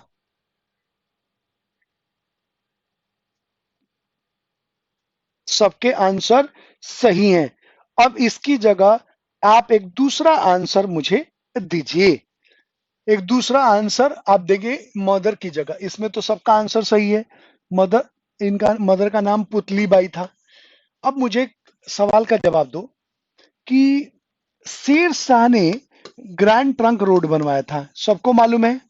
ठीक है, इस ग्रैंड ट्रंक रोड की मरम्मत, मतलब इसको रिपेयर किया था अंग्रेजों ने, वो किसके काल में हुआ था? उस अंग्रेज का नाम बताओ जो उस समय वायसराय था। बिल्कुल, उसका नाम था लॉर्ड ऑकलैंड, जिसके काल में इस शेर शाह के द्वारा बनाई गई जो ये क्या कहते हैं जीडी ग्रैंड ट्रंक रोड था, उसकी मरम्मत हुई थी। ठीक है, चलिए अब इसके साथ एक और सवाल का जवाब दे दो जो एग्जाम में पूछा है। प्रेस का मुक्तिदाता किसे कहा जाता है? प्रेस का मुक्तिदाता किसे कहा जाता है जी? प्रेस का मुक्तिदाता, very good, Charles Metcalfe. Charles Metcalfe को प्रेस का मुक्तिदाता कहा जाता है। चलिए अब एक और सवाल का जवाब आप दे दीजिए। यहां पर जब अपन कर ही रहे तो कुछ और क्वेश्चंस पर डिस्कस कर लें। भारत और नेपाल के बीच, मतलब अंग्रेज और नेपाल के बीच एक ट्रीटी हुई थी। एक ही बार अंग्रेजों ने युद्ध लड़ा है नेपालियों से, और नेपाल का पर कभी कंट्रोल नहीं किया। तो नेपाल के साथ एक संधि हुई थी सिख गोरखों के साथ। उस संधि का नाम क्या था? बताऊंगा नवीन, बताऊंगा सारा। पहले क्वेश्चन करेंगे, उसके बाद लास्ट में कुछ लिखवाऊंगा, और फिर वायसराय के भी जो इंपॉर्टेंट डेवलपमेंट्स है वो भी। मुझे आंसर बताओ कि कौन सी, कब हुई थी ये, किसके काल में हुई थी, ये भी बताओ। कब हुई थी और किसके काल में हुई थी? किसके टाइम पीरियड में हुई थी ये?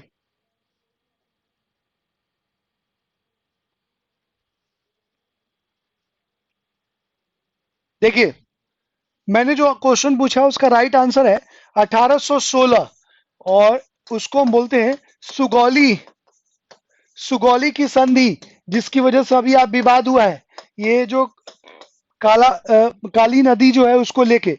और ये अंग्रेज और आप देखेंगे गोरखों के बीच ये ट्रीटी हुई थी, सुगौली की संधि। इस समय गवर्नर जनरल कौन था भाई? Lord Hastings. एक वॉरेन हेस्टिंग्स सच भी है जी, लेकिन वो नहीं है, ये दूसरे हैं, लॉर्ड हेस्टिंग्स। ठीक है, अच्छा एक और सवाल बता दो कि पिंडारियों का दमन, पिंडारियों का दमन किसने किया था? किस गवर्नर जनरल ने? पिंडारियों का दमन किस गवर्नर जनरल ने किया था जी? पिंडारियों का दमन किस गवर्नर जनरल ने किया था? बताइए आंसर।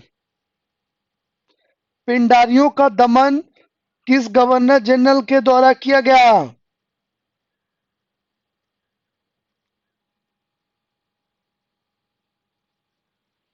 इसका आंसर भी लॉर्ड हेस्टिंग्स ही है। अब तुमने वो मूवी नहीं देखी वीर, जिसमें सुरीली अखियों वाला गाना है? उस समय लॉर्ड हेस्टिंग्स ही था, ठीक है, जिसने वो पिंडारी ही तो थे, तो पिंडारियों का दमन भी इसका right answer is Lord Hastings. Clear? तो वो पिंडारियों पर ही तो बना है। यहां तक क्लियर हुआ जी? यहां तक क्लियर हो गया? चलिए अब अगले क्वेश्चन पर बढ़ते हैं। अगला क्वेश्चन, अगला क्वेश्चन बताइए, क्वेश्चन नंबर 68। क्वेश्चन नंबर 68 का आंसर दीजिए। क्वेश्चन नंबर 68 का आंसर दीजिए। क्वेश्चन नंबर 68 का आंसर दीजिए। सब लोग फटाफट दो भाई, सब लोग। Right answer Sarojini Naidu. किस राज्य की बनी थी भाई? किस राज्य की बनी थी सरोजनी नायडू? किस राज्य की गवर्नर बनी थी? हम्म, फटाफट रिप्लाई करो। किस राज्य की बनी थी? यूपी। अब एक और आंसर बता दो मुझे, एक और क्वेश्चन का आंसर दो। भारत की पहली महिला कांग्रेस अध्यक्ष का नाम बताइए। और दूसरे में आप बताइए, भारत की प्रथम भारतीय महिला अध्यक्ष।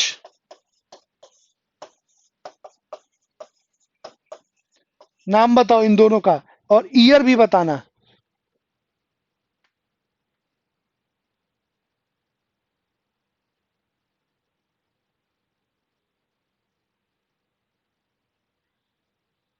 बताओ भाई, रिप्लाई करो सब लोग। भारत की पहली, रोहित, 68 ए, राज्यपाल सोने के पिंजरे में बंद पंछी। ये क्या लिख रहे हो रोहित? 68 ए, राज्यपाल सोने के पिंजरे में बंद पक्षी। रोहित ये क्या लिखा है तुमने?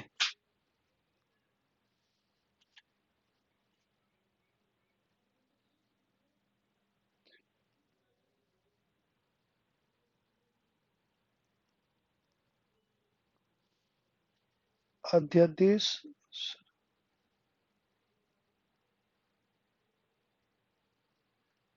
नहीं, ऊपर सोने के पिंजरे में बंद पंछी क्या लिखा था तुमने?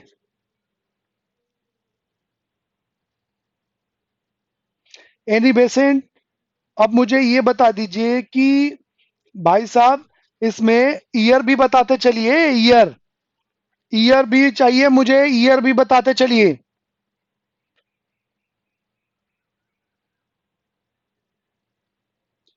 ईयर भी बताते चलो।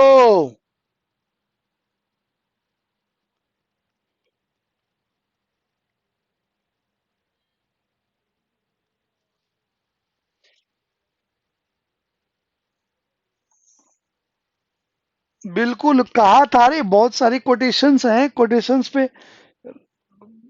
पढ़ रहे हैं। आज भी, आज देखो, राज्यपाल आज भी हमारे देश में वही व्यवस्था है। आज भी हमारा जो कॉन्स्टिट्यूशन बना उसमें राज्यपाल आज भी तो सोने के पिंजरे में बंद पंछी है। राज्यपाल के पास कोई राइट थोड़ी है। रियल एग्जीक्यूटिव जो है वो चीफ मिनिस्टर और उसका कैबिनेट होता है, और वो जिस तरह से कहेगा उस तरह से गवर्नर काम करता है। गवर्नर तो नाम मात्र का, मतलब बस एग्जीक्यूटिव है, हेड और कुछ नहीं है। चलिए, डिस्चार्ज और गया, फोन से डिले हो रहा है। ओके, बताइए भाई, पहली भारतीय महिला अध्यक्ष सरोजनी नायडू थी, ठीक है, सरोजनी नायडू। और सरोजनी नायडू कब थी? 1917 में। और कहां पर? कलकत्ता अधिवेशन, मतलब कलकत्ता में एक कॉन्फ्रेंस आयोजित किया गया था, और कलकत्ता अधिवेशन में सरोजनी नायडू ने अध्यक्षता करी थी 1917 में। दूसरे का आंसर दो। प्रथम भारत, अरे यार, एनी बेसेंट पहली है। सॉरी सॉरी, एनी बेसेंट, यहां मैं सरोजिनी नायडू लिख रहा हूं, ये तो है एनी बेसेंट, ठीक है। और सरोजनी नायडू का बताओ, सरोजनी नायडू का बताएंगे, सरोजनी नायडू का।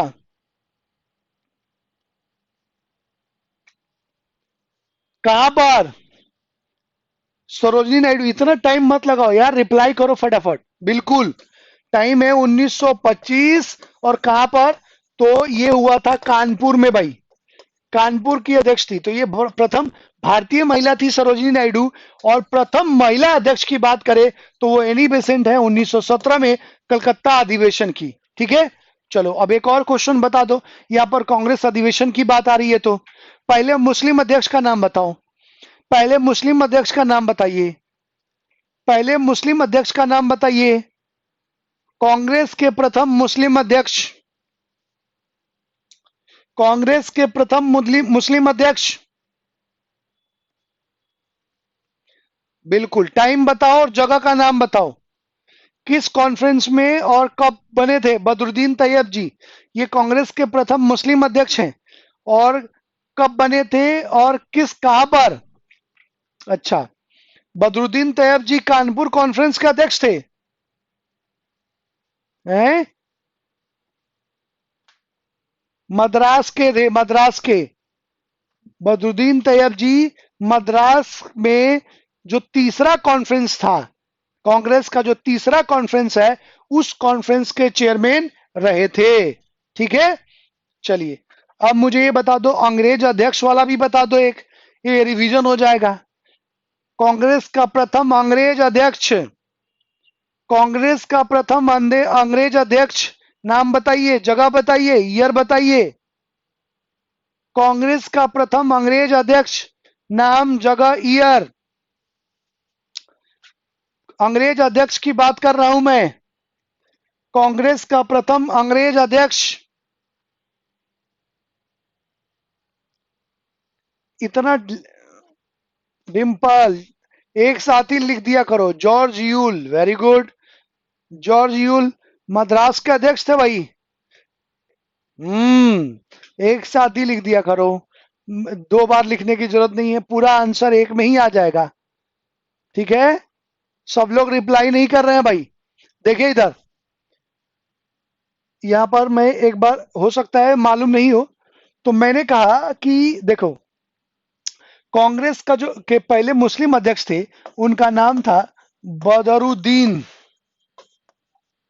बदरुद्दीन तैयब जी।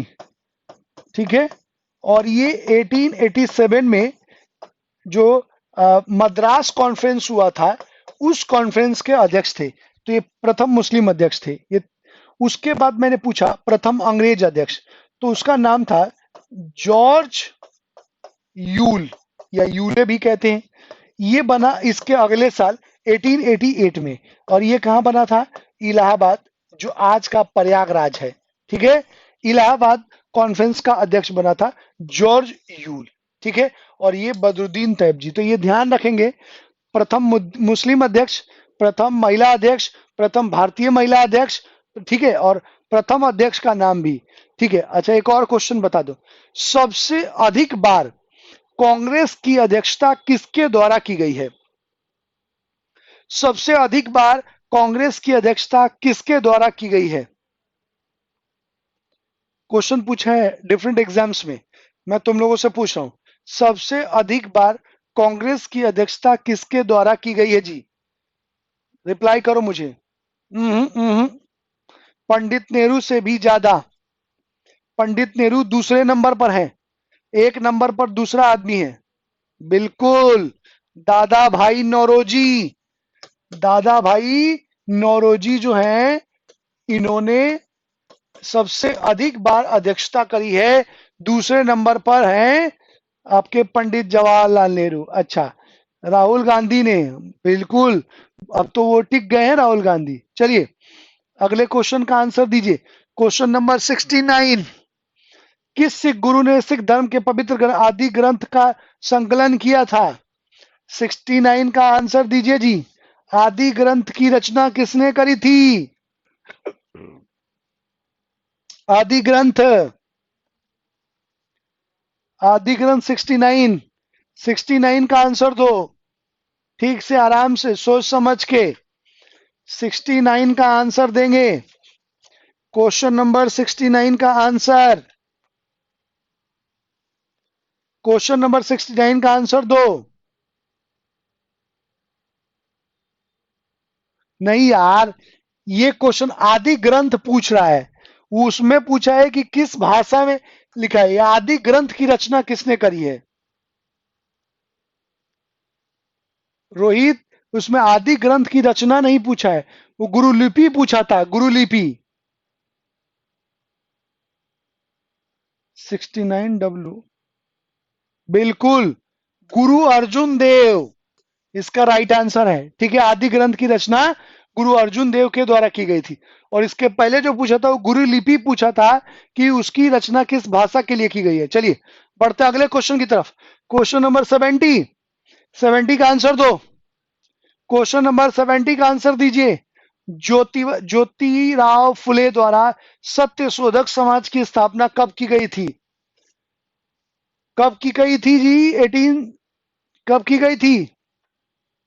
सत्य शोधक समाज की स्थापना कब की गई थी? Right answer is 1873। Jyotiba Phule ने सत्य शोधक समाज, निम्न वर्ग के उत्थान के लिए इसका नाम रखा था सत्य शोधक समाज, जिसमें निम्न वर्ग को अवेयर करना, उनको आगे बढ़ाना, इसके लिए सत्य शोधक समाज की स्थापना करी थी। चलो, अब क्योंकि यहां पर ऑर्गेनाइजेशंस के नाम आए तो मैं ऑर्गेनाइजेशन से क्वेश्चन पूछता हूं, उसका आंसर बता दो मुझे। अब मुझे आंसर बताएंगे आप कि ईस्ट इंडियन एसोसिएशन की स्थापना किसने और कब करी है? बताओ, ईस्ट इंडियन एसोसिएशन की स्थापना कब और किसके द्वारा की गई? ईस्ट इंडियन एसोसिएशन की स्थापना कब और किसके द्वारा की गई? क्वेश्चन बताइए, ईस्ट इंडियन एसोसिएशन की स्थापना कब और किसके द्वारा की गई? बताओ भाई Rohit. East Indian association, Gautam ने सही आंसर दिया है, 1866 में। और दादा भाई नौरोजी के द्वारा, दादा भाई नौरोजी के द्वारा इसकी स्थापना की गई थी। चलिए एक और क्वेश्चन का आंसर बता दीजिए आप। एक और क्वेश्चन का आंसर मुझे कि शारदा सदन, शारदा सदन की स्थापना किसने की और कब की? शारदा सदन की स्थापना किसने और कब की? Sharada Sadan, who was the founder of Sharada Sadan और कब की? शारदा सदन पूछ रहा हूं मैं रोहित, इतना डिले क्यों? शारदा सदन पूछ रहा हूं मैं। शारदा सदन 1889 और 1889 में, और इसकी पंडित रमाबाई जी ने इसकी स्थापना करी थी शारदा सदन। शारदा सदन का संबंध किससे है, कोई बताएगा? शारदा सदन का संबंध किससे है जी? ये शारदा सदन जो रमाबाई ने बनाया था, is related to which field? Sharada Sadan का संबंध बताओ, शारदा सदन का संबंध बताओ, किससे है इसका रिलेशन? बताओ जल्दी, शारदा सदन का संबंध किससे है? नहीं बताए। विधवा आश्रम और महिलाओं के उत्थान और उनके विवाह के लिए, और विवाह की आयु भी निर्धारित करने के लिए, सारी चीजें, विवाह की आयु निर्धारित करना, विधवाओं के लिए और लड़कियों के उत्थान के लिए। ठीक है, चलिए बढ़ते हैं अगले क्वेश्चन की तरफ। 1872 में भारत के वायसराय लॉर्ड मेयो की हत्या डैश में की गई थी, कहा हुआ था जी? बताइए, 71 का आंसर बताओ, 71 का आंसर बताओ, 71 का आंसर बताओ जी। कहां पर हत्या की थी इसकी? कहां पर, सब लोग बताएं फटाफट। Right answer port Blair, port Blair जो अंडमान निकोबार द्वीप समूह के एरिया है, बिल्कुल ठीक है।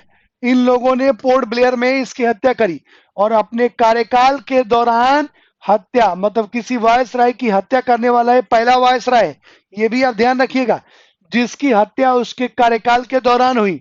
और इसने एक मेयो कॉलेज की स्थापना भी करी है भाई। कहां पे करी है मेयो कॉलेज की स्थापना? मेयो कॉलेज की स्थापना कहां पे करी है इसने, लॉर्ड मेयो ने? बिल्कुल, अजमेर में। और इसने एक सेक्टर के डेवलपमेंट के लिए एक नया विभाग बनाया। वो कौन सा सेक्टर है? एक नए सेक्टर की स्थापना की, एक नया विभाग बनाया एक डेवलपमेंट के लिए। कौन सा सेक्टर है वो?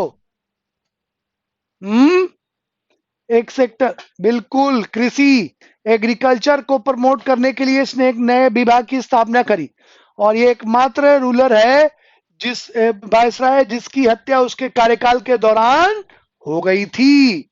चलिए आइए बढ़ते हैं अगले क्वेश्चन की तरफ, लेकिन उससे पहले एक और सरप्राइज क्वेश्चन का आंसर थोड़ा सा आप मुझे दे दीजिए। 72 का आंसर देने से पहले हर क्वेश्चन के साथ मैं एक सरप्राइज क्वेश्चन आपसे पूछूंगा, उसका भी आंसर आपको देना है। अब मुझे आपको बताना है कि भारत की सबसे पहली राजनीतिक हत्या कौन सी थी? फर्स्ट पॉलिटिकल मर्डर कौन सा था? इंडिया का फर्स्ट पॉलिटिकल मर्डर मतलब राजनीतिक हत्या जिसको हम कहते हैं, वो कौन सी थी, किसने की और कब की?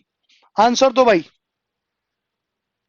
First political murder of in India किसके द्वारा और कब की गई थी?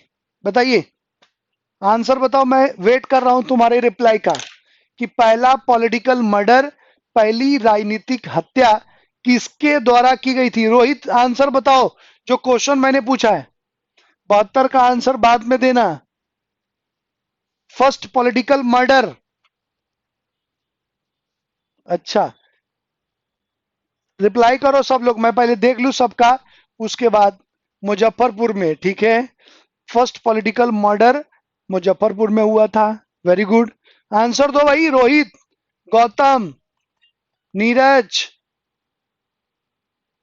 Dimple. First political murder of India, Bharat का पहला पॉलिटिकल मर्डर कौन सा है? नहीं बताओगे? चलो मैं बताऊं आंसर, बताऊं आंसर, मैं बताऊं आंसर, बोलो हाँ या ना, या बता रहे हो तुम लोग? पूरी फैमिली को बम से उड़ा दिया था। देखिए इधर, देखो मेरी तरफ। उनका नाम है, एक मिनट, उनका नाम है चापेकर बंधु, जिसमें एक का नाम था दामोदर और दूसरे का नाम था बालाकृष्ण। ये चापेकर, चापेकर बंधु थे, दामोदर और बालाकृष्ण, ठीक है। इन दोनों ने पूना में प्लेग अधिकारी थे। कौन? रैंड एवं आमहर्स्ट, ये दोनों प्लेग अधिकारी थे, रैंड एवं आमहर्स्ट। इन दोनों भाइयों ने, इन दोनों को 1897 ईस्वी में सबसे पहले गोली मारी थी, ठीक है। रैंड और आमहर्स्ट को, जो ये प्लेग अधिकारी थे, मतलब उस समय प्लेग फैला था और ये दोनों भाई साहब प्लेग में लोगों का मजाक उड़ा रहे थे, ट्रीटमेंट नहीं कर रहे थे। और इससे क्षुब्ध होकर ये दोनों जो क्रांतिकारी थे, इन लोगों ने रैंड आमहर्स्ट की हत्या पुणे में 1897 में इन दोनों को गोली मार दी थी, इन दोनों भाइयों ने मिलकर, ठीक है। तो इसको हम, ये पहला पॉलिटिकल मर्डर था, इसको पहला राजनीतिक हत्या इसको हम बोलते हैं, जो पहली बार किसी ऐसे अधिकारी की हत्या की गई थी किसी किन्हीं क्रांतिकारियों के द्वारा। तो ये फर्स्ट पॉलिटिकल मर्डर इसे माना जाता है, ठीक है। तो ये बात आप ध्यान में रखिएगा, ये क्वेश्चन एग्जाम में पूछा हुआ है। समझ में आ रही बात की? अरे याद आया कि नहीं आया? क्लियर हुआ? ये क्लियर हो गया? हुआ क्लियर? चलिए आगे बढ़ते हैं अगले क्वेश्चन पर। क्वेश्चन नंबर 72 का आंसर बताइए। क्वेश्चन नंबर 72 का आंसर बताइए। क्वेश्चन नंबर 72 का आंसर बताओ। 72, खिलाफत आंदोलन, खिलाफत आंदोलन टाइम पीरियड आपको हमेशा ध्यान रखता है, 1919 का टाइम था खिलाफत आंदोलन का। और ये हुआ था लॉर्ड चेम्सफोर्ड के टाइम में। उस समय गवर्नर वाइस राय यही था, लॉर्ड चेम्सफोर्ड, ठीक है। चलिए, एक एक एक्ट भी आया था जी चेम्सफोर्ड के टाइम पीरियड में, ठीक है। मॉर्ले मिंटो के बाद ये चेम्सफोर्ड के बाद टाइम में एक सुधार भी हुआ था। चलिए देखेंगे, आगे बात करेंगे। 73 का आंसर बताओ। क्वेश्चन नंबर 73 का आंसर बताइए। 80 के दशक में प्रारंभ में आर्य महिला समाज की स्थापना इनमें से किसके द्वारा की गई? आर्य महिला समाज की स्थापना बताइए। आर्य महिला समाज की स्थापना किसके द्वारा की गई? सबको पता होगा इसका आंसर। पंडित रमाबाई, रमाबाई के द्वारा आर्य महिला समाज की स्थापना की गई थी 1880 में, ये ध्यान रखिएगा। चलिए अब इस पर एक सरप्राइज क्वेश्चन बता दीजिए मुझे। एक सरप्राइज क्वेश्चन, सरप्राइज क्वेश्चन है कि कर्जन वाइली एक अधिकारी था बॉस, नाम सुना होगा आपने, कर्जन वाइली।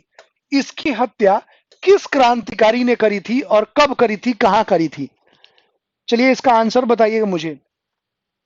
कर्जन वाइली एक अधिकारी था जिसकी हत्या एक हमारे देश के क्रांतिकारी ने करी थी। कब करी थी और कहां करी थी? बताओ बताओ, मैं तब तक थोड़ा पानी पी लेता हूं, तब तक तुम लोग इसका आंसर बताओ, मैं देख रहा हूं।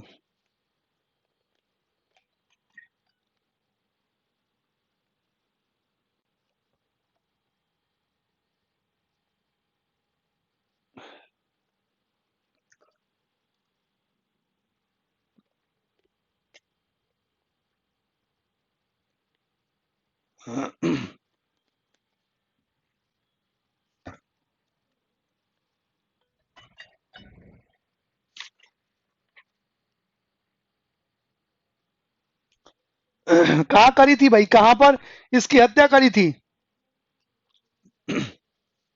बिल्कुल, सबसे पहले तो लंदन में इसकी हत्या करी थी।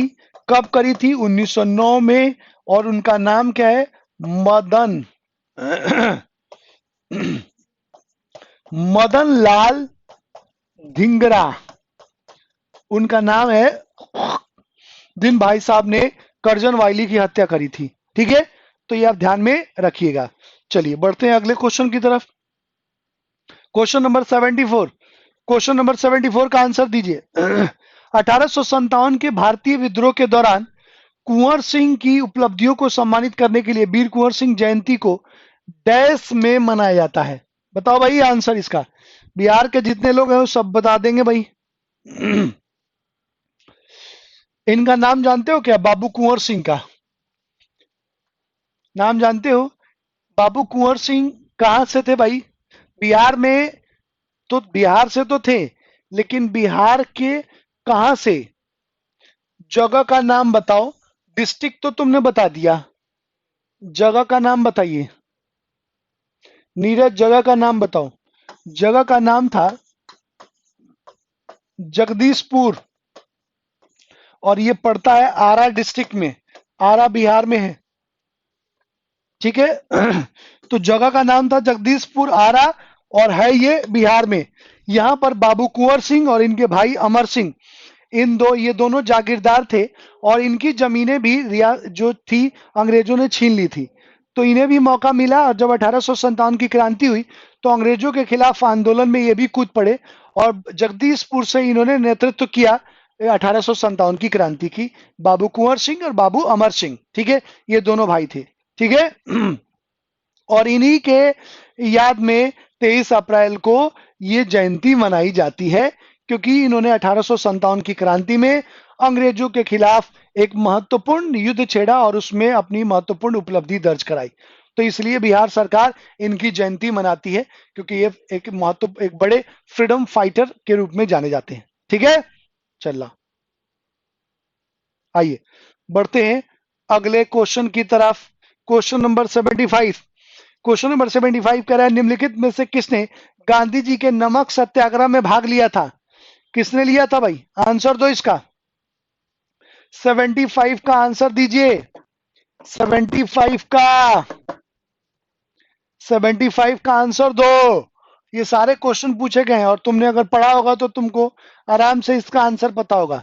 राइट आंसर डी है, सरोजिनी नायडू ने भी, राजकुमारी अमृत कौर ने भी, कमला देवी चट्टोपाध्याय, तीनों महिलाओं ने गांधी जी के साथ अगल बगल लाठी के साथ वो भी चली थी। ठीक है, तो राइट आंसर क्या है इसका? बी है, सभी विकल्प सही हैं। ठीक है, नमक सत्याग्रह के बारे में आप लोग जानते ही हैं। अंग्रेजों ने नमक पर कर लगा दिया और गांधी जी ने कहा कोई भी नमक पर कर नहीं देगा, स्वदेशी नमक बनाओ और उसका इस्तेमाल करो।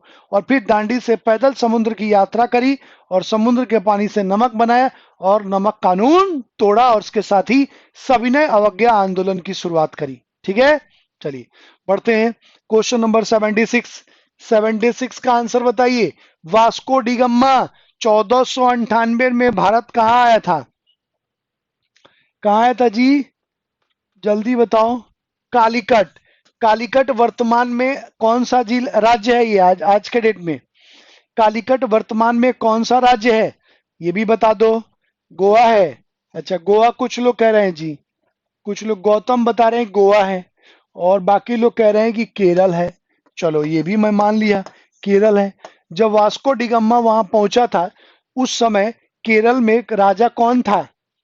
वास्को डिगम्मा जब 1498 में कालीकट पहुंचा तो उस समय वहां राजा कौन था?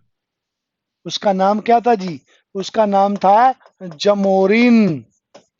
ठीक है, जमोरिन उस समय राजा था जब ये वहां पहुंचा। ठीक है, वेरी गुड। चलिए बढ़ते हैं अगले क्वेश्चन की तरफ। Question number 77। उसके पहले एक सरप्राइज। चलो 77 का आंसर दे दो, फिर सरप्राइज क्वेश्चन पूछता हूं मैं। 77 का आंसर दो, फिर हम सरप्राइज क्वेश्चन पूछते हैं।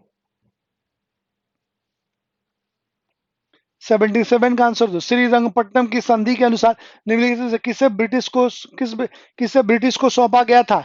श्रीरंगपट्टनम की संधि के बाद किसको सौंपा गया था जी? राइट आंसर बताइए नवीन। रॉन्ग।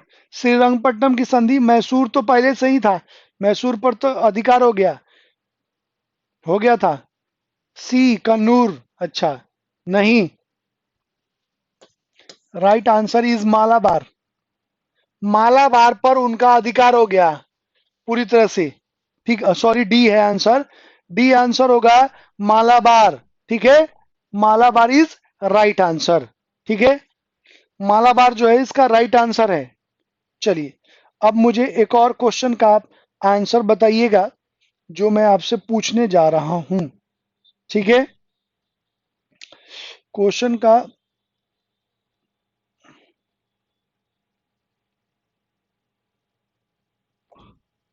सरप्राइज क्वेश्चन इसका डी हो गया।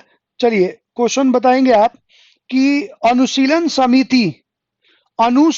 समिति की स्थापना किसने की थी और कब की थी?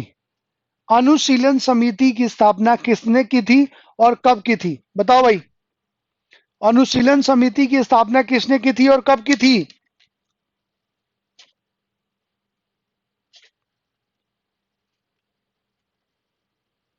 बोलो भाई जल्दी।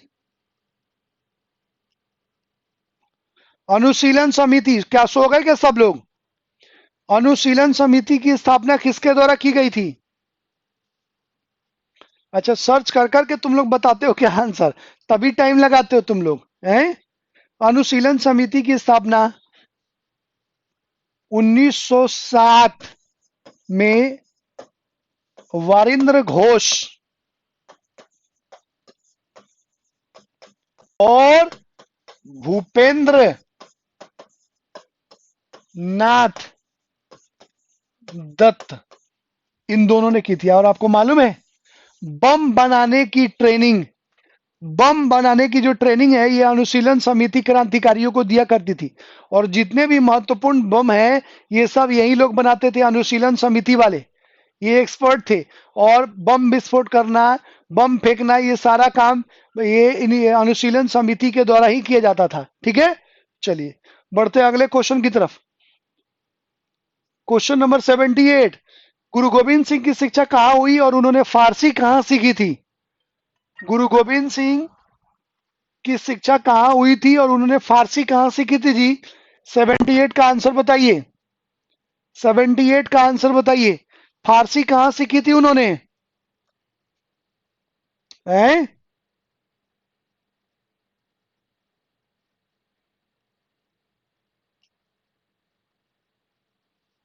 बताओ। Right answer 78। 78 का right answer. Right answer is D, Anandpur Sahib में। ठीक है। आनंदपुर साहिब में उन्होंने शिक्षा ग्रहण करी थी और वहीं पर फारसी सीखा था। और उसके बाद फारसी में वो बोलने और लिखने लगे। ठीक है। चलिए, एक और क्वेश्चन पूछता हूं, ध्यान देना। मैं एक मुट्ठी बालू से कांग्रेस से भी बड़ा आंदोलन खड़ा कर दूंगा, ये स्टेटमेंट किसके द्वारा दिया गया था? ध्यान से सुनना। मैं एक मुट्ठी बालू से कांग्रेस से भी बड़ा आंदोलन खड़ा कर दूंगा या संगठन खड़ा कर दूंगा, ये स्टेटमेंट किसने दिया था? किसने दिया था भाई ये स्टेटमेंट? गांधी जी ने। कब दिया था? कब दिया था?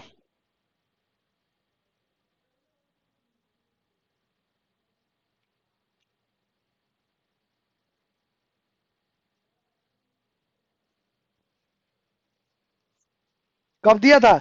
नमक आंदोलन में। अच्छा, राइट आंसर बताओ। किस किस समय गांधी जी ने नारा दिया था कि मैं एक मुट्ठी बालू से कांग्रेस से भी बड़ा संगठन खड़ा कर दूंगा? नीरज, आंसर तो तुमने सही दे दिया, लेकिन ये नहीं बता पाए कि भाई ये कब बोला था। सविनय अवज्ञा आंदोलन के दौरान गौतम कह रहे हैं, नीरज कह रहे हैं गांधी जी ने दिया था ना। तुम लोग, इसका मतलब तुम लोगों ने रटा हुआ है। इसका मतलब तुम लोगों ने रटा हुआ है आंसर। भाई साहब, स्टोरी नहीं पता है। आंसर रटा हुआ है। और तुम लोग को इसका आंसर पता है। अभी जब मैं बताऊंगा तो तुम लोग बता दोगे कि हाँ सर। बताऊं मैं आंसर इसका? अच्छा, गौतम कह रहा है 1928-30 के आसपास। अच्छा, बताऊं मैं इसका आंसर? हाँ या ना बोलो तो मैं आंसर बताऊं। हाँ या ना बोलो, बता दीजिए सर। मेरे लाल, मेरे मेरे हरे नीले पीले, ये त्रिपुरी अधिवेशन में जब पट्टाभी सितार मैया को गांधी जी ने अपने प्रतिनिधि के रूप में सुभाष चंद्र बोस के अगेंस्ट खड़ा किया। एक्चुअली स्टोरी ये है कि 1938 में हरिपुरा अधिवेशन हुआ, कांग्रेस में के प्रेसिडेंट के चुनाव हुआ। सुभाष चंद्र बोस खड़े हुए और बहुमत से जीत गए, बम्पर वोट से। फिर दोबारा 1939 में त्रिपुरी अधिवेशन के लिए दोबारा खड़े हो गए। अब क्योंकि सुभाष चंद्र बोस गरम दल के नेता और गांधी जी नरम दल के नेता, प्यार मोहब्बत की बात करने वाले, एक साल तक 38 से 39 के बीच इन दोनों के बीच बनी नहीं, क्योंकि नरम दल गरम दल मैच ही नहीं होगा। और गांधी जी परेशान रहे, क्योंकि प्रेसिडेंट जो चाहेगा वही करेगा। तो दोबारा त्रिपुरी अधिवेशन के लिए सुभाष चंद्र बोस अगले वर्ष 1939 में दोबारा खड़े हो गए। तो गांधी जी ने कहा कि यार ये पगला पिछले साल भी मेरे को काम नहीं करने दिया, और हो सकता है इस वर्ष भी काम नहीं करने दे मेरे को। तो गांधी जी ने कहा कि ना, अगर ये जीत गया तो फिर मैं जो चाहूंगा उस तरीके से काम नहीं कर पाऊंगा। तो गांधी जी ने अपने प्रतिनिधि के तौर पर खुद नहीं खड़े होके अपने रिप्रेजेंटेटिव के तौर पर पट्टाभी सितार मैया को खड़ा कराया। और यहां पर गांधी जी ओवर कॉन्फिडेंट थे। ओवर कॉन्फिडेंट इसलिए कि गांधी जी ये समझते थे कि कांग्रेस में मेरा वर्चस्व है, मतलब लोग मेरे नाम पर किसी को भी जिता देंगे। यहां पर गांधी जी को ओवर कॉन्फिडेंस था। और फिर गांधी जी ने अपने नाम पर पट्टाभी सितार मैया को खड़ा कराया। लेकिन आपको जानकर बेहद खुशी होगी कि भाई पट्टाभी सितार मैया को बम्पर वोट से हराया सुभाष चंद्र बोस ने। और त्रिपुरी अधिवेशन में भी वो पूरी पूरी तरह से, अच्छी तरह से जीत के आए। लेकिन तब क्या हुआ, गांधी जी ने सुभाष चंद्र बोस के इस जीत को और पट्टाभी सितार मैया की इस हार को अपनी हार मान ली। और गांधी जी बौखला गए, और बौखला के उन्होंने कांग्रेस से त्यागपत्र दे दिया। और फिर वहीं पर कहा था कि इस एक मुट्ठी बालू से मैं कांग्रेस से बड़ा संगठन खड़ा कर दूंगा, और गांधी जी अलग हो गए। तो जब ये बात सुभाष चंद्र बोस को पता चली कि गांधी जी ने पट्टाभी सितार मैया को हार को अपनी हार मान ली है और दिल पे ले लिया है, ईगो पर ले लिया है, तब शाम को आप देखेंगे साबरमती आश्रम पहुंचते हैं सुभाष चंद्र बोस, और फिर वहां पर आप देखेंगे दिया और लाइटें जल रही थी, अंधेरा था, लाइट कभी जल रही थी कभी बुझ रही थी ऐसे। तब पहुंचते हैं और फिर बाबा खटिया पर लेटे हुए थे और वहीं पर हाथ रखते हैं सुभाष चंद्र बोस और कहते हैं बाबा, ए बाबा। तब आधा आंख आदि गांधी जी खोलते हैं, बोलते हैं कौन? वो कहते हैं मैं सुभाष। क्या लेने आए हो अब तुम? बताओ क्या लेने आए हो यहाँ पर? हरा के उसके बाद आज मेरा मजाक उड़ाने आए हो? मैंने कहा नहीं बाबा, मैं मजाक उड़ाने नहीं आया हूं, मैं ये बताने आया हूं कि अगर आप इस हार को अपनी हार मानते हैं तो ये गलत है। ये लीजिए रिजाइनिंग लेटर, ये कांग्रेस के अध्यक्ष पद से मैं अभी त्याग पत्र दे रहा हूं और आपको जैसे मर्जी हो ऐसे कांग्रेस को चलाइए। ये बंदा चला अपने तरीके से देश को आजादी दिलाने, और वहीं पर रिजाइन किया, और रिजाइन करने के बाद भाई साहब फॉरवर्ड ब्लॉक की स्थापना करी सुभाष चंद्र बोस ने। ऐसी पर्सनालिटी, भाई साहब सोचिए, समझ में आ रही बात? तो इस तरह से उसी समय गांधी जी ने अपनी हार के बारे में ये कोटेशन और स्टेटमेंट दिया था। क्या मैं उम्मीद करूं कि ये बात सबको समझ में आ गई? अरे आई कि नहीं आई? बिल्कुल ठीक है। अपन ऐसे ही पढ़े ताकि चीजों को कभी भूले नहीं और ये बात हमेशा के लिए दिमाग में एकत्रित हो जाए। ठीक है, आइए चलिए बढ़ते हैं हम अगले क्वेश्चन की तरफ। ये तो हो गया क्वेश्चन नंबर 79। यार ये रोहित, तुम कभी आते हो गायब हो जाते हो, ये कहानी क्या है तुम्हारी? बीच में गायब हो जाते हो, फिर बीच में यस सर करके आ जाते हो। क्या कोई कांड वांड तो नहीं कर दिया तुमने? बीच में आना और जाना, नाश्ता पानी खाना पीना सब बीच बीच में ही कर रहे हो क्या? सर लाइट चली गई थी, ओ माय गॉड। रोहित तुम हो कहां से? कहां से? कहां से हो भाई? अलवर से? अलवर में यार कब से लाइट जाने लगी? अलवर में तो एकदम, राजस्थान में तो लाइट एकदम कटाकट रहती है, कभी लाइट जाती ही नहीं वहां पर राजस्थान में। चलिए अब हम बात करते हैं सर क्वेश्चन नंबर 79 का। क्वेश्चन नंबर 79 क्या कह रहा है? निम्नलिखित में से कौन भारतीय राष्ट्रीय कांग्रेस की अग्रगामी संस्था माना जाता है? Oh my God, following was the precursor of Indian national Congress. बताइए सर। सर आज बहुत तेज बारिश आ रही है। ओहो, यार जयपुर में तो यार बारिश ही नहीं हो रही है, उधर तुम्हारी तरफ सारे बादल चले गए। चलिए बताइए भाई, आंसर बताओ इसका रोहित। 79 का आंसर बताइए, 79 का आंसर फटाफट, 79 का आंसर।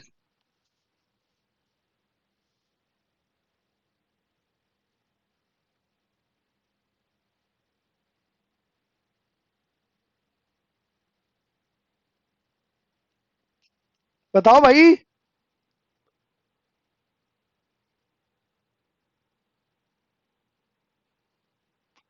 79 का आंसर बताओ जल्दी, मैं वेट कर रहा हूं तुम लोग का।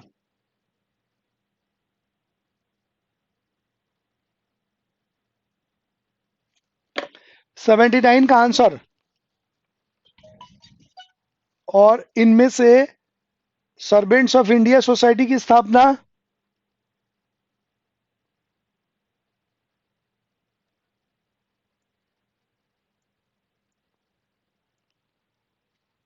नौरोजी ने, गलत आंसर है।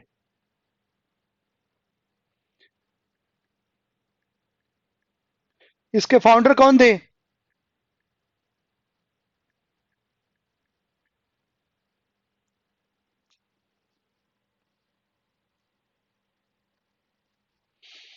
क्या हुआ, सब सो गए क्या? अच्छा, सब उल्टे पुल्टे कुछ भी आंसर बता रहे हो। 79 का आंसर जो है उसका नाम है इंडियन एसोसिएशन। ये पहली संस्था थी जो कांग्रेस की तरह काम कर रही थी, मतलब लोगों को जोड़ना और एक प्लेटफॉर्म तैयार किया था। किसने? आनंद मोहन बोस ने। कब? 1876। इसकी स्थापना 1876 में हुई थी और आनंद मोहन बोस ने इंडियन एसोसिएशन की स्थापना करी थी। जैसा कि आप सभी लोग जानते हैं कि कांग्रेस से पहले ऐसी कोई संस्था नहीं थी जो सभी लोगों को एक साथ जोड़ के एक प्लेटफॉर्म तैयार करके और अंग्रेजों के विरुद्ध फाइट करे। कहने का मतलब ये है कि आप जानते हैं कि कांग्रेस की जब स्थापना हुई तो इसमें चाहे वो मजदूर हो, किसान हो, बिजनेसमैन हो, जमींदार हो, जितने भी हमारी हमारे देश के अलग अलग वर्गों के लोग थे, अलग अलग चीजों से जुड़े हुए, उन सबको एक प्लेटफॉर्म दिया गया और इसको एक राष्ट्रव्यापी पार्टी के रूप में, नेशनलिस्ट पार्टी के रूप में डेवलप किया गया। ठीक है, नेशनलिस्ट पार्टी के रूप में, ताकि एक साथ एकजुट होके, क्योंकि हम सब में कॉमन क्या है, एक्सप्लोटेशन। चाहे वो किसान हो, मजदूर हो, आम आदमी हो, बिजनेसमैन हो, सबका शोषण अंग्रेज कर रहे थे। तो कहा गया कि अगर अलग अलग लड़ेंगे तो अंग्रेज इजिली हमें डिफीट कर देंगे, दबा देंगे। लेकिन हम सब अगर एक साथ मिलके और तब एक प्लेटफॉर्म के थ्रू हम अंग्रेजों से अपनी बात रखवाएंगे तो शायद वो मानने को मजबूर हो जाए। और फिर आप देखेंगे इसी इसी को ध्यान में रख के कांग्रेस की स्थापना हुई। लेकिन उससे पहले जो इंडियन एसोसिएशन थी, आनंद मोहन बोस, उनकी भी कुछ सोच इसी तरह की थी कि एक संगठन बना के और एक साथ जुड़ के हम काम करेंगे। बाद में इसको मर्ज कर दिया गया इंडियन नेशनल कांग्रेस में, भारतीय राष्ट्रीय कांग्रेस में। समझ में आई बात? अरे आई कि नहीं आई? क्लियर हुआ? क्लियर हुआ जी? अरे क्लियर हुआ कि नहीं ये बता दो मुझे।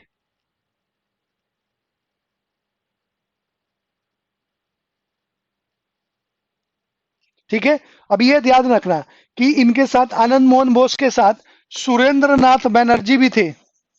सुरेंद्र नाथ बनर्जी, इन दोनों ने मिलकर इसकी स्थापना करी थी। ठीक है, चलिए बढ़ते हैं अगले क्वेश्चन की तरफ। अगला question, question number 80। Question number 80 कह रहा है, किस गवर्नर जनरल के समय में सिंध का विलय ब्रिटिश राज्य में किया गया था? बताइए जी, बताइए इसका आंसर। सिंध का विलय किया गया था। और मैं इसके साथ और भी कुछ क्वेश्चंस पूछूंगा आपसे कि सिंध के विलय के अलावा मैं आपसे कुछ और क्वेश्चन पूछूंगा। ठीक है, सिंध विलय के अलावा बताओ, इसका आंसर बताओ सब लोग। लॉर्ड डलहौजी।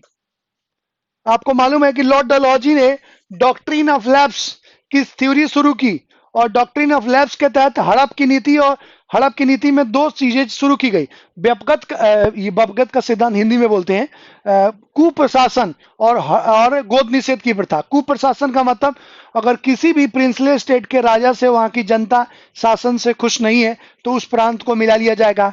और दूसरा कहा गया कि अगर किसी भी प्रांत में अगर उसका अपना कोई उत्तराधिकारी नहीं है, उसने चाइल्ड अडॉप्ट किया है, दत्तक पुत्र गोद लिया है, तो उसको भी अडॉप्ट कर लिया, उसको भी मिला लिया जाएगा। और इस तरह से डलहौजी ने कई सारे प्रांतों को, जैसा कि आप झांसी के बारे में जानते होंगे कि रानी लक्ष्मीबाई का अपना कोई पुत्र नहीं था, उन्होंने दत्तक पुत्र गोद लिया था, तो उनको भी मिला लिया। ठीक है, तो यहां से ये इसका राइट आंसर जो है वो है ए, लॉर्ड डलहौजी। अब मुझे आप यहां पर एक क्वेश्चन का जवाब बताएंगे कि वो कौन सा प्रांत है जिसके साथ, जिसको सबसे पहली बार डलहौजी ने हड़पा था? ठीक है, डलहौजी ने सबसे पहली बार किस प्रांत को मर्ज किया, उसका नाम बताओ। बिल्कुल, सतारा। कब मिलाया था जी? सतारा। कब मिलाया था सतारा को?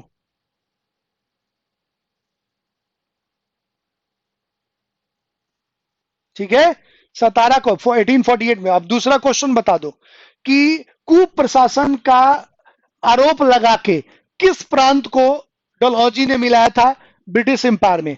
बैड रूल को ध्यान में रख के किस प्रांत को अंग्रेजों ने, डलहौजी ने अपने प्रांत में मिलाया था? आंसर तो इसका बैड रूल के आधार पर किस प्रांत को डलहौजी ने ब्रिटिश एम्पायर में मिलाया? नहीं ना, बिल्कुल रोहित, अवध। अवध को मिलाया था। ठीक है, कब मिलाया था जी? अवध को कब मिलाया था बताओ? अवध को कब मर्ज किया था? ठीक है, कब मिलाया था? 1856 में। और अवध के एक नवाब थे भाई साहब, जिनके बारे में बहुत सुविख्यात है उनका कोटेशन अवध के बारे में। उनका नाम है भाई साहब का वाजिद अली शाह। वाजिद अली शाह के बारे में कहते हैं कि जब इनको अंग्रेज गिरफ्तार करने आए, बहुत बड़े नवाब थे अवध के, बहुत बड़े, इतने बड़े नवाब कि गुलाबों की सेज पर सोते थे, हर चीज के लिए नौकरा होता था। तो जब इनको अंग्रेज गिरफ्तार करने आए तो इनको कोई चप्पल देने वाला नहीं था, तो ये भाग नहीं सके, तो अंग्रेजों ने इन्हें गिरफ्तार कर लिया। उसके बाद जब गिरफ्तार करके ले गए तो ये सोने या पता नहीं किसके प्लेट में खाते थे, तो इनको चांदी की प्लेट में दिया गया तो खाना नहीं खाते थे। गुलाब के सेज की जगह गेंदे का सेज दिया गया सोने के लिए, तो उस पर नींद नहीं आती थी इनको। मतलब इतनी नवाबी दिखाई भाई साहब ने कि इनको अंग्रेजों ने अंततः कहा कि एक काम कर भाई, तू तो जा, तेरी नवाबी अब हमसे नहीं होगी, मतलब हम इसकी गुराजी नहीं कर पाएंगे। और फिर इनको इनकी नवाबी की वजह से इनको रिलीज कर दिया था अंग्रेजों ने। ठीक है, तो ये वाजिद अली शाह के बारे में कहा जाता है। ये अवध के बड़े मशहूर नवाब थे जिनके टाइम पीरियड में कुप्रशासन के आधार पर डलहौजी ने इनके शासन को अपने में मर्ज कर लिया। ठीक है, तो आज के लिए बस इतना ही, टाइम यही समाप्त होता है अपना। आज माइक ने सहयोग दिया और पूरा चार्ज था। ठीक है, तो कल हम लोग फिर मिलेंगे इसी टाइम और यहीं पर, फिर नए जोश और जुनून के साथ, और फिर कल कुछ और नए क्वेश्चंस पर डिस्कस करेंगे। आज के लिए बस इतना ही। थैंक यू वेरी मच, सब खैर।